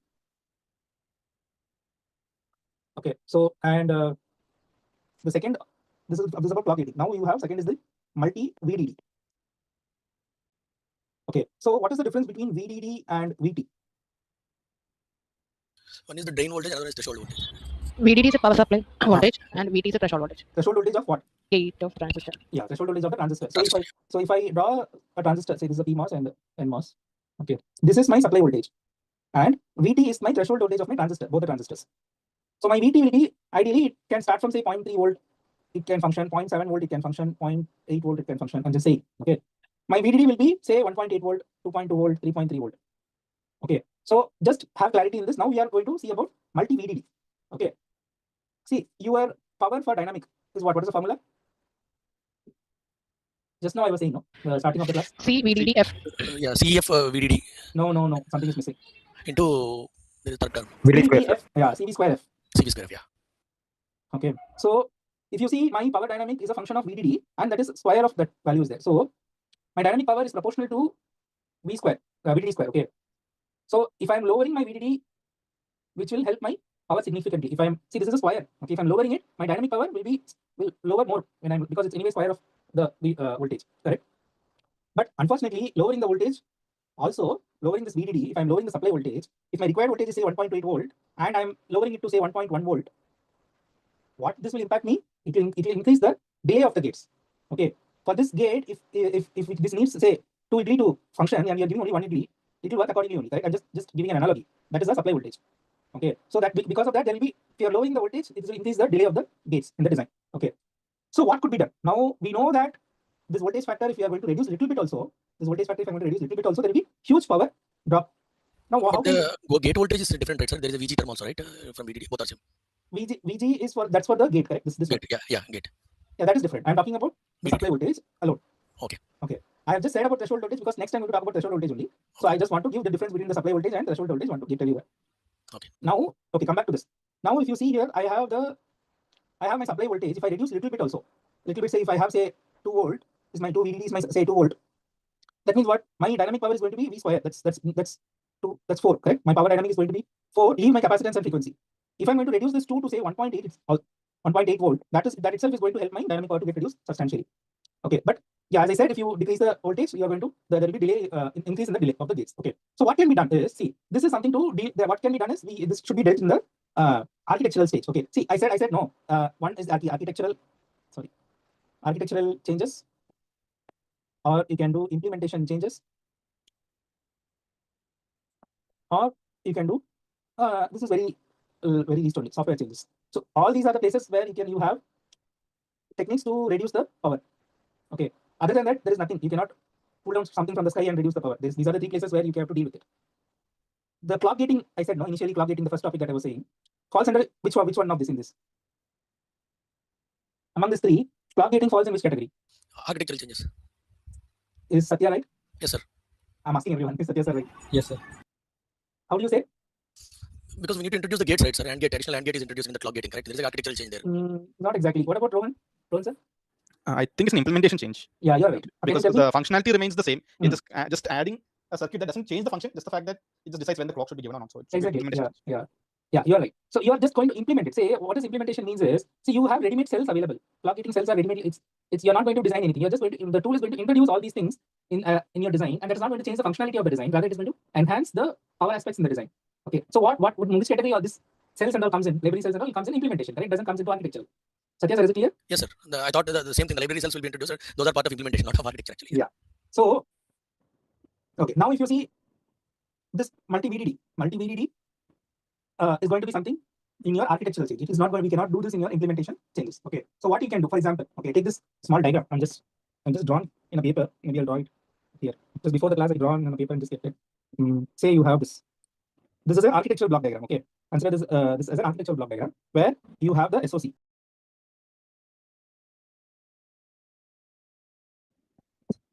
Okay. And for this SOC, you have cache / RAM. Okay. Then you have a CPU. Okay. Now, if you see this, if you just look into this, all of them can work in one full power domain. Power domain is, I'm talking about VDD. Okay. The circuit can work in, say, 1 volt. Okay. This is a VDD for this entire design is 1 volt, where the SOC also works for 1 volt, CPU also 1 volt, cache, RAM, everything 1 volt. But actually, if you see, that will not be the case, because in the recent times, multiple blocks, say this RAM block or CPU block, SOC block, will have different VDD. Okay. Because of that, so if you have, say, different VDD, then that adds complexity to the design. Okay. So it will have separate IO pin supply to different power ranges. Okay. You remember, right? You give IO VDD, IO VSS, and core VDD, core VSS from the IO pads, right? So from the top level, if you are going to supply one uniform voltage, say 1 volt, that will not be an issue. For example, now if you consider the CPU is working for 1 volt, and say this SOC is working for 0.9 volt, and say this is working for 1.2 volt. Okay. Now, if you see, there are multiple voltages inside this. Why multiple voltages? Because of the power requirement. So this is the power requirement for multiple blocks. This way, see, if I am going to supply 1 volt for all of them, okay, and if you see, the SOC doesn't require 1 volt, it can function at its full requirement at 0.9 volt itself. So why does this need 1 volt? As well, if you see the cache's RAM, for that 1 volt is something that drains off. So if I'm giving a supply of 1.2 volt, it is meeting my requirement. Okay. Any doubts, Jibin Roy? No, sir. Okay. So you have multiple voltages. Because of the requirement, I would say that is the requirement which helps this design, okay, to consume less power. Now, if you see, there are multiple VDDs are there inside this. Okay, so these two are talking.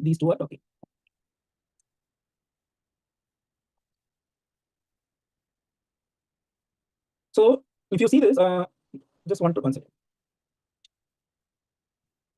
So here the cache RAMs, okay, so are run at high, so the voltage is higher, right?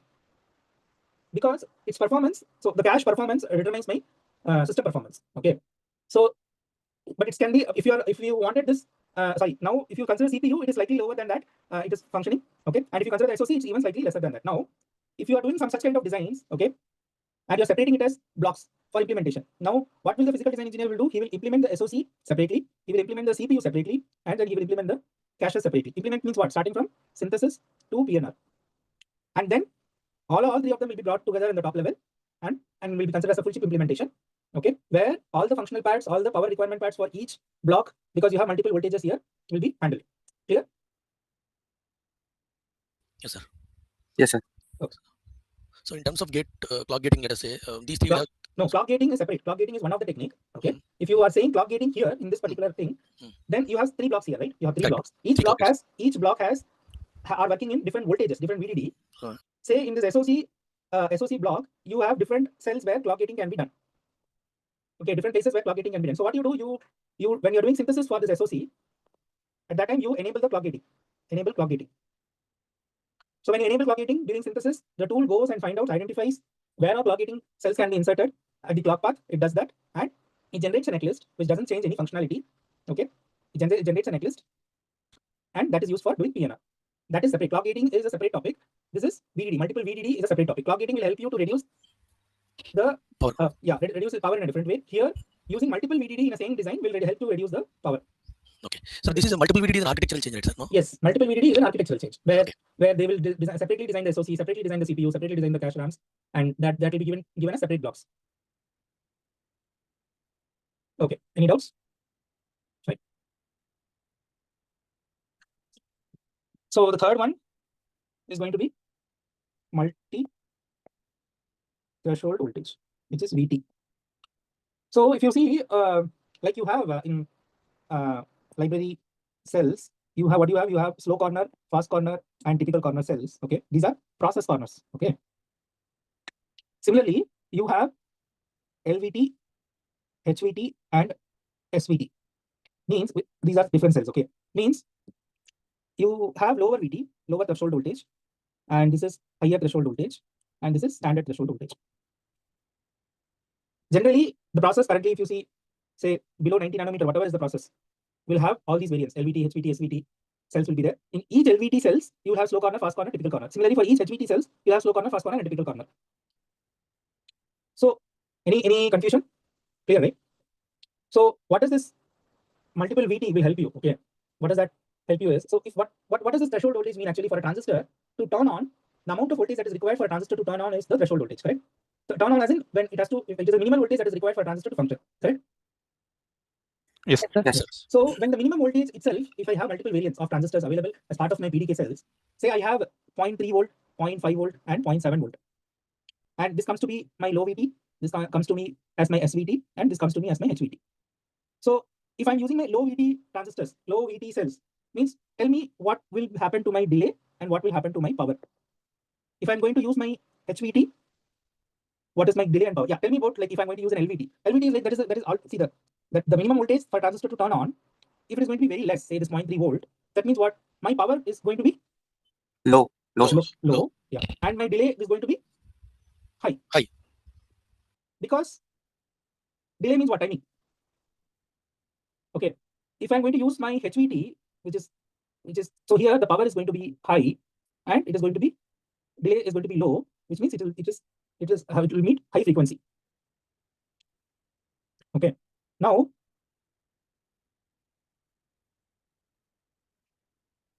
so if you see, like for the tapeouts that I handle, for the past tapeouts, whatever I have handled, it is quite common to use two different varieties of VT. Okay, but people will not see when you're working on a company, when you're working for a company and the company is investing a huge amount for a tapeout. Okay, they will ask you to work on they will not open up all the VTs for you. They will not give you access to all the VTs, LVT, SVT, and HVT. They will not give you access to all the VTs. Especially HVT cells, they will not give you access. Because why they are not going to give you access? Because see, the design of a transistor itself is going to change for LVT, SVT, and HVT, correct? And the fab, okay, the fab will charge you if you're going to use multiple VTs, it will charge you more. it will give you a base charge. The fab will give you a base charge if you're using one particular VT and you're going to do a tape out. But it's not about slow or fast or typical corner, I'm saying. Okay, this is about fabrication. Okay, this is slow, fast, typical are the process corner during fabrication. So this we don't have any control here. So I am not talking about that. I am talking about LVT, HVT, SVT cells. These are specially designed cells by the fab where it will work, where it will say that my LVT works for 0.3 volt. Yeah, my SVT is 0.5 volt and this is 0.7 volt as my HVT.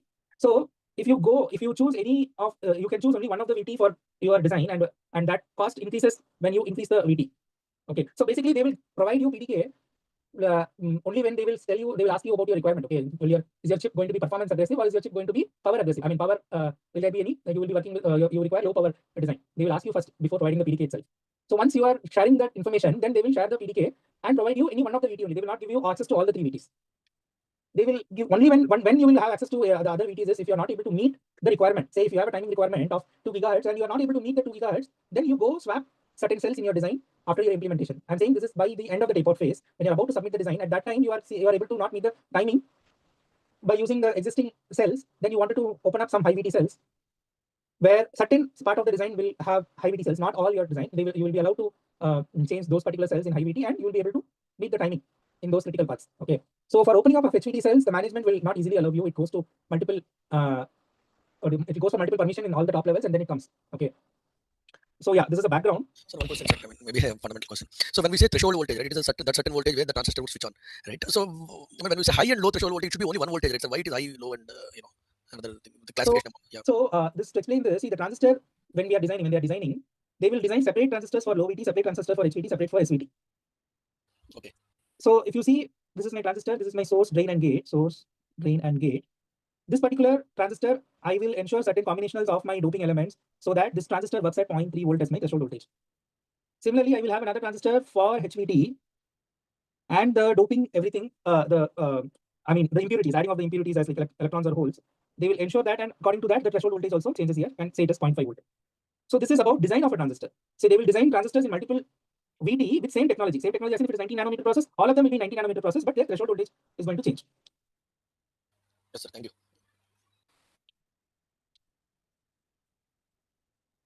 Okay. So let me give you a summary. Okay, this is the summary crux that you are going to carry after this class. Okay, I have a table screenshot. Maybe I can.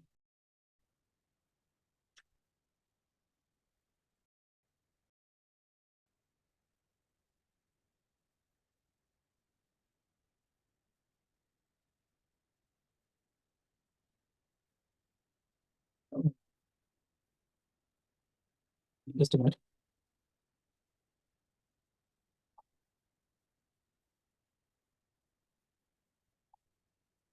You're able to see my screen? Yes, sir. Okay, see if you see here, I have explained you this 3 different techniques. Okay, these 3 different techniques. If you see power benefit out of these 3, your multi-VT will give you a medium benefit.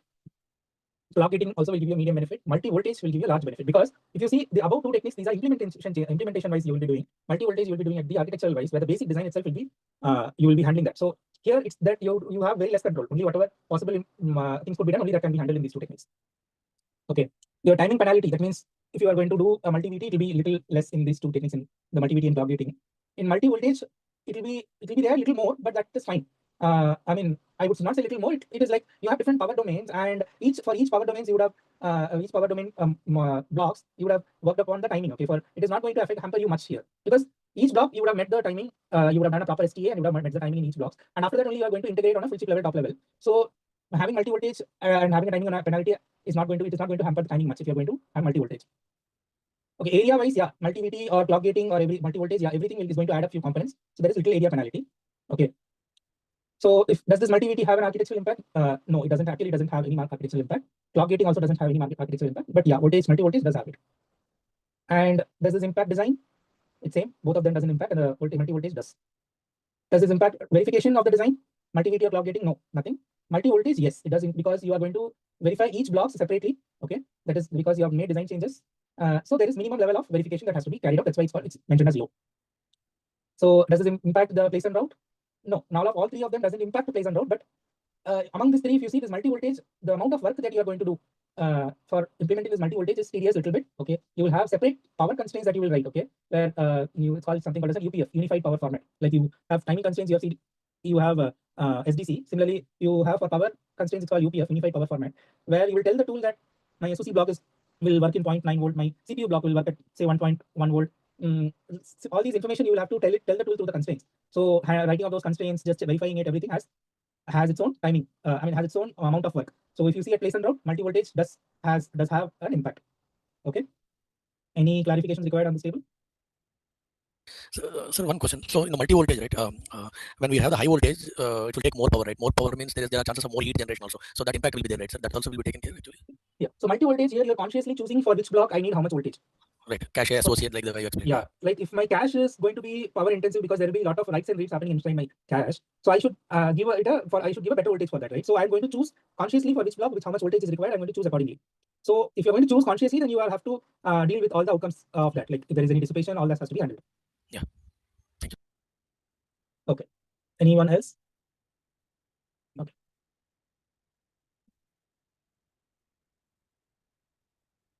So there are a lot of challenges, okay, in multi-voltage. Actually, I don't want to go deeper into this because sometimes what will happen is, one is if I go deeper into it will take a lot of time. Then I will need extra classes. One thing. Second thing is we are not going to do hands-on here in this. It's all theory only. So yeah, maybe I'll go a little deeper on this multi-voltage. See, there are a lot of challenges in doing this multi-voltage domain. Okay, if you see this diagram, okay, I'm just sharing the screen. If you see this block diagram, you're able to see my screen? Yes, sir. Yes, sir. So here, if you see in this diagram, if you see the CPU and SOC talks, okay, CPU and the RAM talks. That's why I put an arrow. So if these two people are talking, that means there will be data sent from CPU to SOC, and the data that is being sent from CPU to SOC is like it's being sent from one voltage domain to another voltage domain, correct? And say, so this is 0.9 volt, this is 1 volt, and this is 1.2 volt. And say your entire this full chip, okay, the rest of the thing is say it's working in 1.1 volt. It has all the pads, everything. Okay, all four sides, the pads are there. And the other aspects that is apart from SOC, cache, and CPU, if there is any other thing outside, it is working in, say, consider it as 1.1 volt. I just take it as an example. Okay. Now, if the CPU wants to talk to SOC, that means if it is sending data or receiving data. So from one voltage domain to another voltage domain, there is data is traveling through the signal nets, correct? There will be signal nets that will be connected between CPU and SOC. So when there such kind of transition is happening, right, you need special cells to handle it. Okay, those special cells, one of the cells is called level shifters. Okay, so that this level shifter cells, what it will do is, so signals that go between the blocks, okay, and that use different power rails. Okay, this CPU will have its own power rail, SOC will have its own power rail. Okay, suppose if the CPU wants to send some data through a signal wire to SOC, then you will use level shifter cells either at the CPU end or at the SOC end to send the data. Okay, and so one is this challenge. One, you will be using such kind of level shifters. Other thing is doing STA. Okay, static timing analysis at each block level is fine. CPU, if you are handling it separately, when you are doing flow planning, placement, routing, everything, CTS routing, everything, and handling it separately for each voltage domain is fine. But when you are at the top level, if you are going to have data talking from CPU to SOC and CPU to RAM, then you need to meet the timing, right? You need to do the static timing analysis here also, right, on a full chip level. Okay, so for that, doing with a single supply entire chip timing analysis, that is easy. Okay, now you are having multiple supply, so the tool has to perform this analysis in a different way. Can't do it in a straightforward way. So you should specify all the libraries of all the voltages. Okay, and timing analysis becomes much more complex.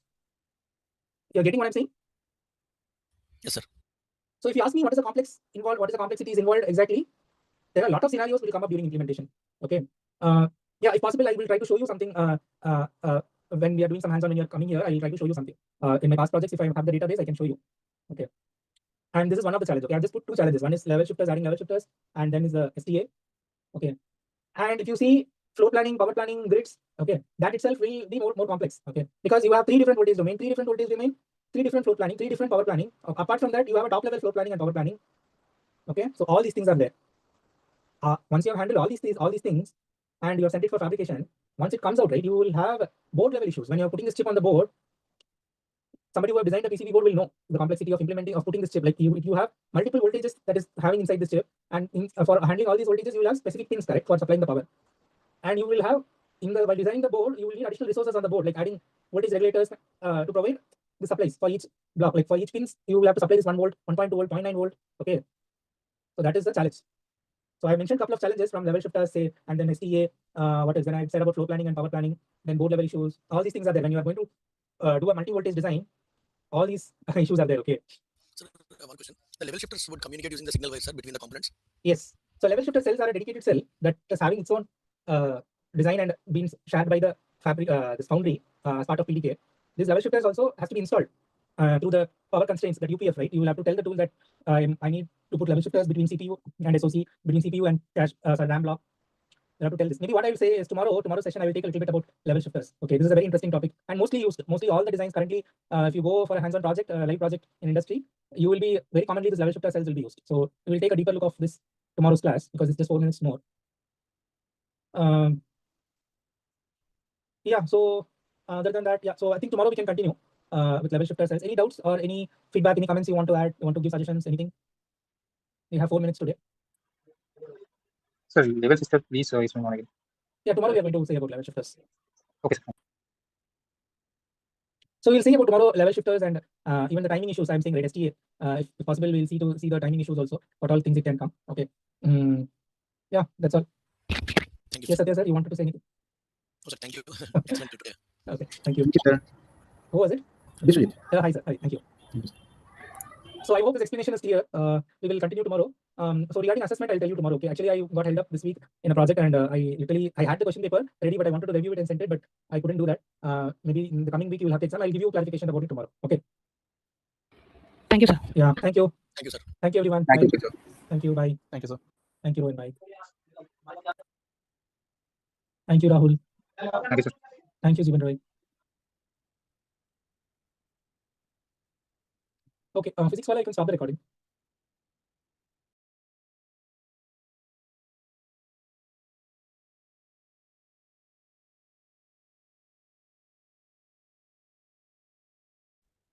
Okay. So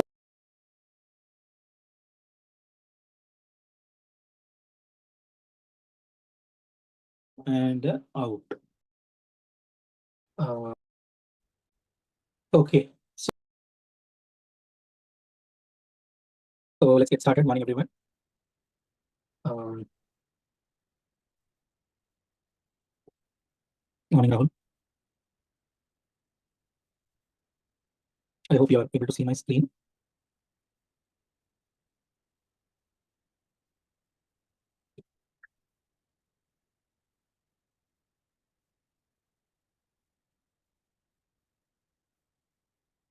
So yesterday I was talking about multi-VDD, multi-DT, and clock gating, right? So do you have any doubts or clarification there? Okay, so let's move on to a topic called level shifters that I was telling you yesterday. Level shifters are certain cells. Okay, these are cells that are used when you are having multi-voltage implementation of your physical design. Okay, so let's go to that.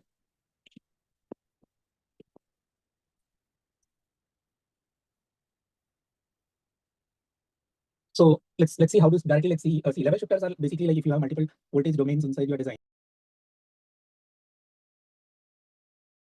Travel from one block, which is, say, for example, I have told you yesterday, right? See, suppose one signal has to talk between the CPU and the SOC, or a signal has to talk between the cache and the CPU. So the signal is actually getting generated in one domain and is getting used in another domain. So to compensate this, to maintain a legacy between two different blocks that are in two different voltages, you will have to insert level shifter cells. Either if it is going to talk from be a level shifter from that will be a level shifter cell which is being inserted for between a low to high transition. Sorry, high to low if it is between 1 volt and 0.9 volt. If it is going to be 0.1 volt and 1.2 volt, then it will be a high level shifter that will be put. Okay, so let's directly take an example. One example, for example, you have a block,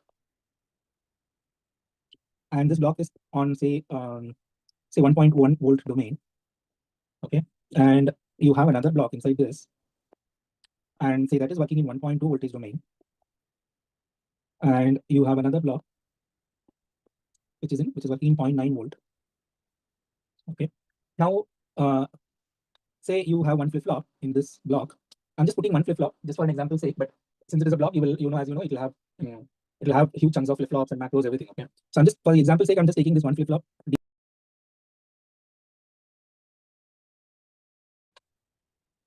And you have the clock signal, then Q output. Okay.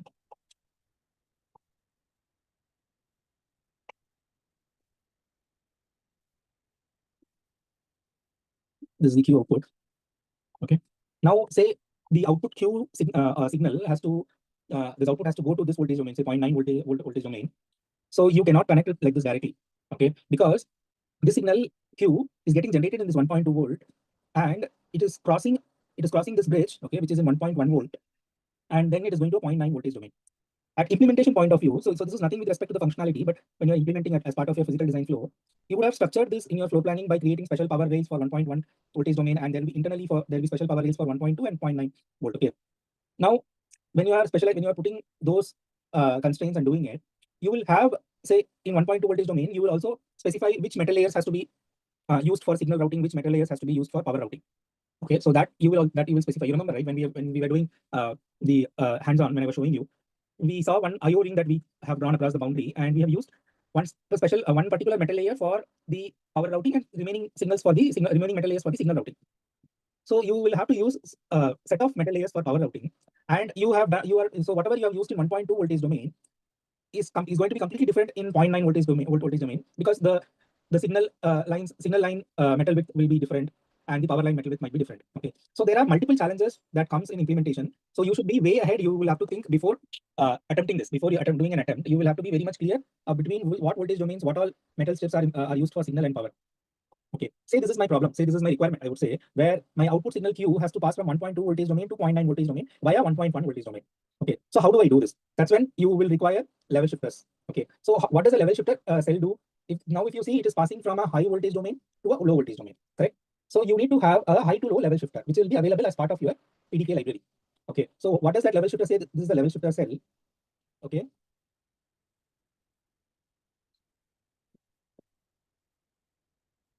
This is my level shifter cell, which is VSS and VDD.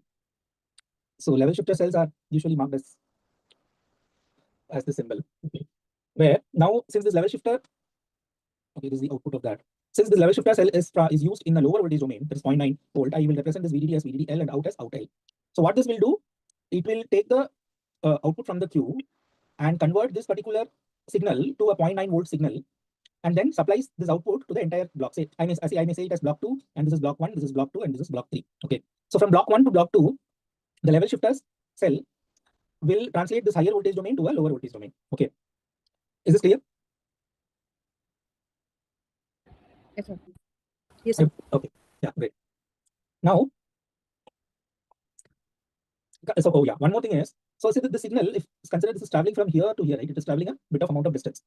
Now, the signal, when it is traveling from here to here, it definitely needs a buffer, a very strong buffer. If considering these two voltage domains are not too far, so there will be one buffer at this place. There will be a buffer. Okay, and this buffer will strengthen the signal and send it out. Okay, so these are certain implementations that we will have to ensure. So what is actually the problem is, these are some of the manual things that you have to do at your implementation. That is, while you're doing an automatic place and route, these are something that you have to take care during implementation. Okay. Okay, so now this is one aspect. Suppose now you are going to, so this is how when you implement the level shifter, when the signal is traveling from a higher voltage domain to a lower voltage domain. Now consider the same example where my signal is going to travel from a lower voltage domain to a higher voltage domain. Okay. So let me draw this once again. This is 1.1 volt domain. So I marked this as the third block. This is my block 1, block 2, and block 3. So there is one flip-flop, D, clock, and Q.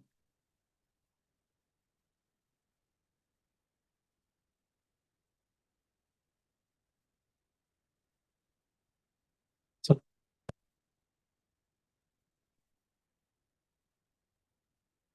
yeah, so Q, and you will definitely need a buffer for sending the signal out.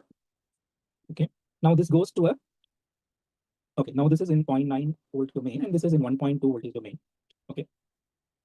This goes to a level shifter. Now my level shifter is, I'm putting it in my higher voltage domain. Because my signal is traveling from a lower to higher voltage domain, my level shifter is going to be in higher voltage domain. So I'm putting as this. So that's the difference. If you see both these level shifters, symbol difference, since it is from high to low, I have made this way. Now it is from low to high.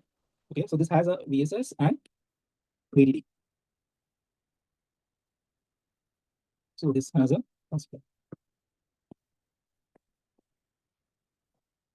so this has a VDD. Okay, and out. So this is, since it is in a higher voltage domain, I'm making it as out H and VDDH. Now, what is the implementation fact here? It will be is when you are moving from a low to high, when you are moving from low to high, the signal from here it travels here, right? So the signal travels from low to high. So you need to basically give a reference of this low voltage to this level shifter. Okay, this is the VDD low that is used in, that is 0.9 volt. Okay, you have to give a reference voltage to this level shifter because the signal is in a lower voltage. The signal that comes here is in a lower voltage, and how much lower it is has to be referenced has to be given to the level shifter cells, and then the signal gets boosted up from its low voltage to 1.2 volt, and then it is supplied to the block 2. And as usual, this buffer is going to help the signal to reach to this destination. Okay, this buffer is to energize the signal. It's a high drive strength buffer which energizes the signal to reach to the next voltage or next block. So that is the main difference between a low to high and a high to low. Is it clear? Any doubts? Anything if I need to repeat also, let me know. Sir, can you please show the first diagram? Like this is fine. Like, could you please scroll up to that first diagram? Just wanted to. Is it fine now? Yes, yes. Just wanted to take a screenshot. Thank you. Okay. Is it done? Thank you, sir. Yes. So you have understood the concept, right? It's not only the diagram. You understood the concept, Smita? Yes, sir. Okay, great.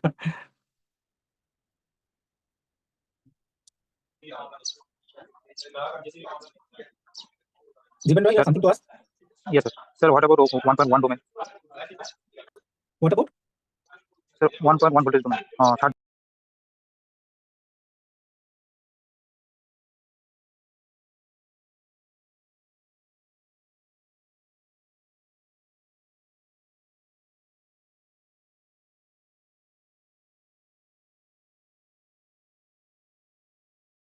Signal that is traveling from any of like 0.9 volt or 1 volt block to 1 volt domain. So it is just using the 1.1 voltage domain. The signal is this net will be considered as a special net. Okay, that in 1.1 voltage domain that takes signal from 0.9 volt and 1.2 volt, but it will nowhere affect any of the signals in 1.1 voltage domain. So there is no any only to be treated as a special net. Other than that, there is no need of any level shifters because we don't have any functionality wise. As of this example, we don't have any functionality wise implications where a signal will travel from say 0.9 volt or 1.2 volt to a 1.1 voltage domain. If we have something like that, say you have one signal that's coming from 0.9 volt to 1.1 volt, so you will have a level shifter. What kind of level shifter you will have when a signal is traveling from 0.9 volt to 1.1 volt? Anyone? Sir, level high. Yeah, so you have a low to high, it's the same level shifter.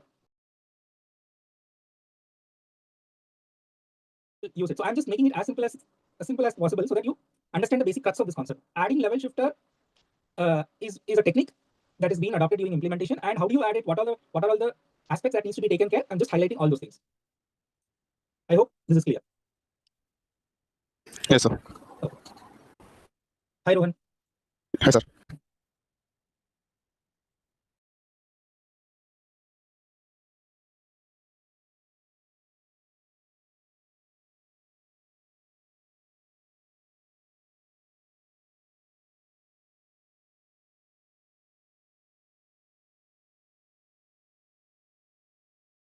There are certain recommendations and things that you need to take care. Okay. First thing is you should place the level shifters in the receiving domain. Okay. I think this doesn't need any explanation.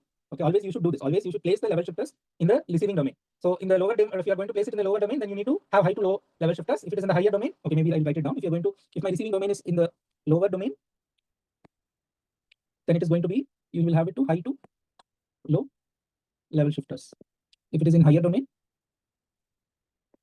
it is going to be low to high level shifters. Okay, guys, I'll share this note, so you can pay attention, and if needed, you can also take it down. Okay. So yeah, one more second important recommendation. So I would say these are recommendations. Okay, you can say it as recommendations. Second factor that you need to take care at the RTL level. Okay, when you are partitioning the design in different voltage domains, when you are partitioning it at the RTL design partitioning itself, so you need to identify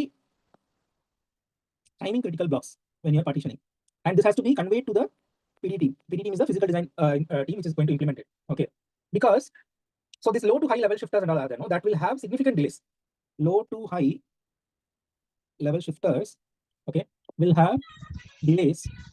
Yes, Nita, you wanted to say something? No, sir, thank you.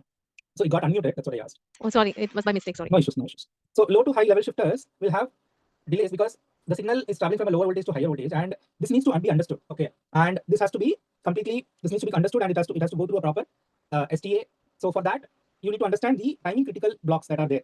Okay, so all these things has to be factored at the RTA level itself and has to be given to the PDT. Okay, and what else? These two things.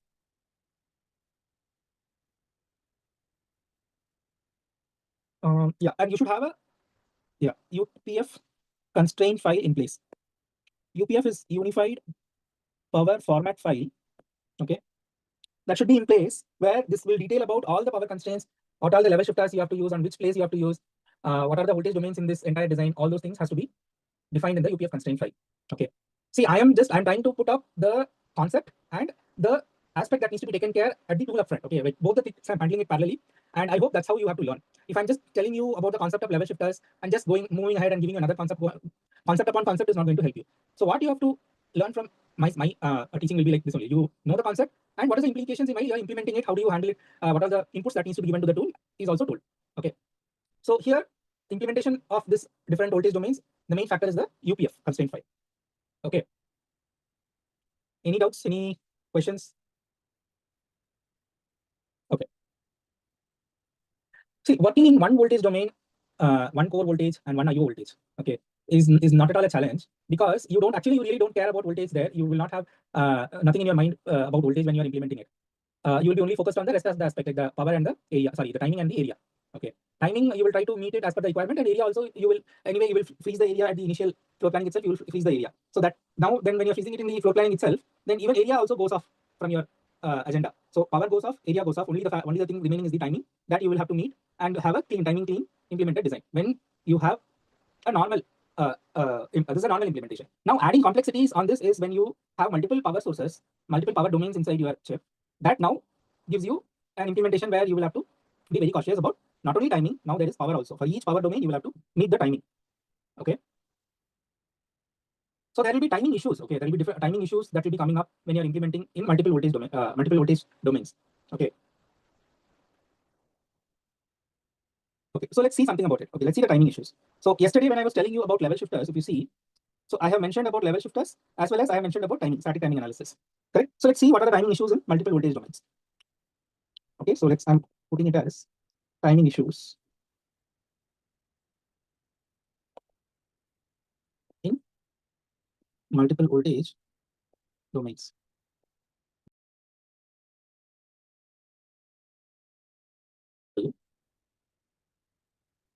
You have a block and you have a flip-flop. The block Q. This is writing a buffer. This is going to another block. And you have a level shifter, which is going from low to high. Say this is in 0.9 volt. And this is in 1.2 volt domain. And this goes as input to another flip-flop. This is clock for this flip-flop and this Q.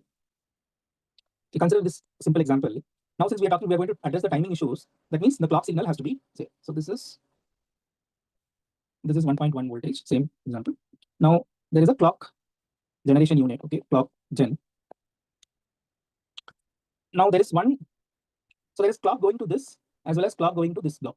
1, 2, and 3. Consider this example, okay. So where will I face this? At what stage this timing issues will come into picture is during implementation and the physical design. When will I get the timing issues? At what stage will I get the timing issues? Anyone? Post routing. Post routing is extreme, but just before that,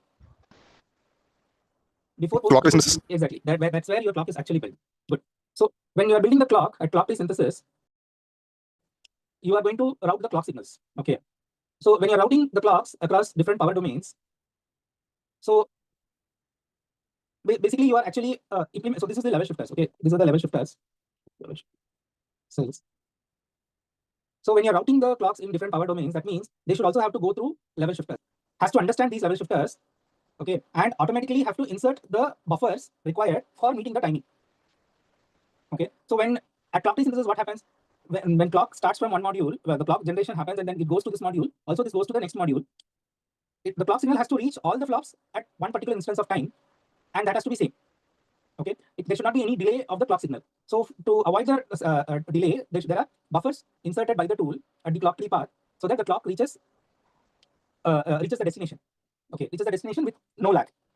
So the clock tree synthesis tool is fed with the not only with the timing constraints, also with the power UPF constraints. It is given that view also. Okay, and simultaneously both the things are handled. Both the timing from the constraints and the power related information from UPF, both are taken into consideration and both of them are handled together to assure that timing will be met in both the power domains. Okay, so that is what you do at static timing analysis. And see, actually, while doing the static timing analysis for such kind of scenario, it is actually more complex. Okay, because you are going to use different characterized voltage domain libraries. You're going to use 0.9 volt library, you are going to use 1.2 volt library, and each cell information about in 0.9 volt will be different, in 1.2 volt it will be different. Okay. In like say some 10-15 years before and all, this multi-voltage design was a problem because the tools and all will not support. Tools only will support for a fixed voltage. Okay, the entire design has to be in fixed voltage, all those things. But nowadays, the tools are able to handle multiple voltages. Okay, multiple level blocks are can be handled. Say for this example, one with 0.9 volt, 1.2 volt, 1.1 volt. Okay. So if you see here itself, like you will have timing constraints for 1.9 volt separately, timing constraints for 1.2 volt and 1.1 volt separately. So the tool has to accommodate different sets of timing constraints, and this implementation will be only complete when it is able to handle different timing constraints and meet the STA requirement. Okay. Are you getting the view what I'm saying? Are you able to get an intuitive feel of implementing it? Yes, sir. Okay, great.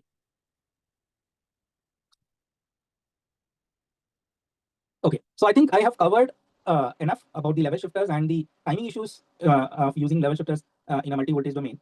So let's close until now. I mean, let's not proceed much here because then deeper into it will have like I will have to tell more. If I go more deeper into it, then I will have to give you more insights on multiple other topics. Let's shrink it until now here itself, and then now move on to this dynamic voltage and frequency scaling. Okay, that is the most most trendy thing that we do in implementation of an SOC, basically processor. FS is a common thing that has been done. Okay, why so? Because in processor you will have a lot of subsystems. Okay, you will have a CPU, you will have an SOC, you will have cache, you will have a MAC unit, you will have say a vector processing unit. All those things will be there as part of a CPU. Sorry, as part of an SOC, CPU based SOC. So where you need different voltage domain, for example, if in a vector processing unit or a floating point unit, where a lot of complex instructions get executed, and that requires sufficient power. I mean, huge power. So while implementing such blocks, you take special care and special attention, giving higher voltage domains for those blocks and meeting it. As well as not always, if you see this, say a MAC unit or a vector processing unit inside a CPU subsystem, not always it runs. It runs only when needed. So there are, say you have switches. Okay, you have power switches at your during implementation where you insert those power switches, which will have retention cells, all those things, which you will see now. This power switches turns off the block whenever it is not required and turns it on. All these things are controlled through software. Okay, through software. The software monitors the execution, and then all these things are controlled through the software. The software controls the registers of the CPU, and through register programming, these modules get activated and deactivated. Okay, I've just said you all these things in verbally. Let's see how does this actually gets translated. So let me draw a SOC block diagram. Okay.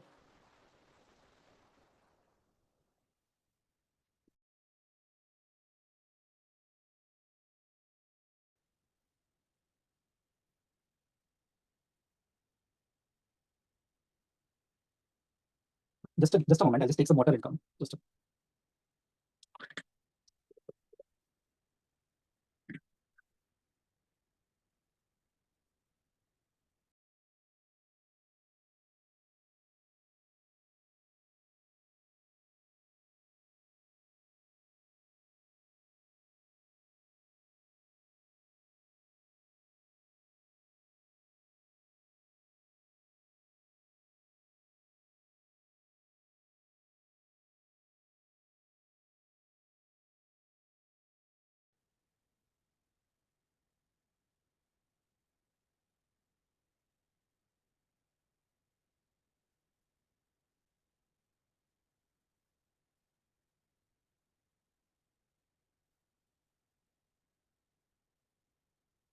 Okay, yeah.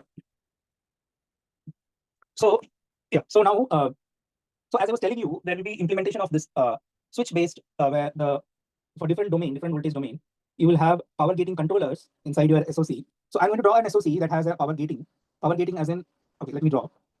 So you will have a power gating controller. Then you have inside this, you have multiple domains, multiple power domain block. Say you have domain A, domain B, and say this is domain C. I'm not mentioning it as any particular voltage. I'm just mentioning it as 3 different domains. Okay. So if there is a signal that has to travel from one particular domain to another particular domain, as you know, you will need level shifters. But I'm not talking about level shifters. I'm not going to talk about level shifter here, but I'm going to talk about implementation of power switches. Say I have domain B and domain A, and these domain are controlled using a power gating controller. Okay, like this. And this controller is going to, so inside all the domains, inside domain A or domain B, you will have a switch, a power switch. Okay, and here also you will have a switch. Now when this controller, power gating controller, sends signal to this switch, say in domain A, only domain A will turn on and turn off accordingly. So if there is not required, if any of the domain A or domain B is not required, say this is a MAC block.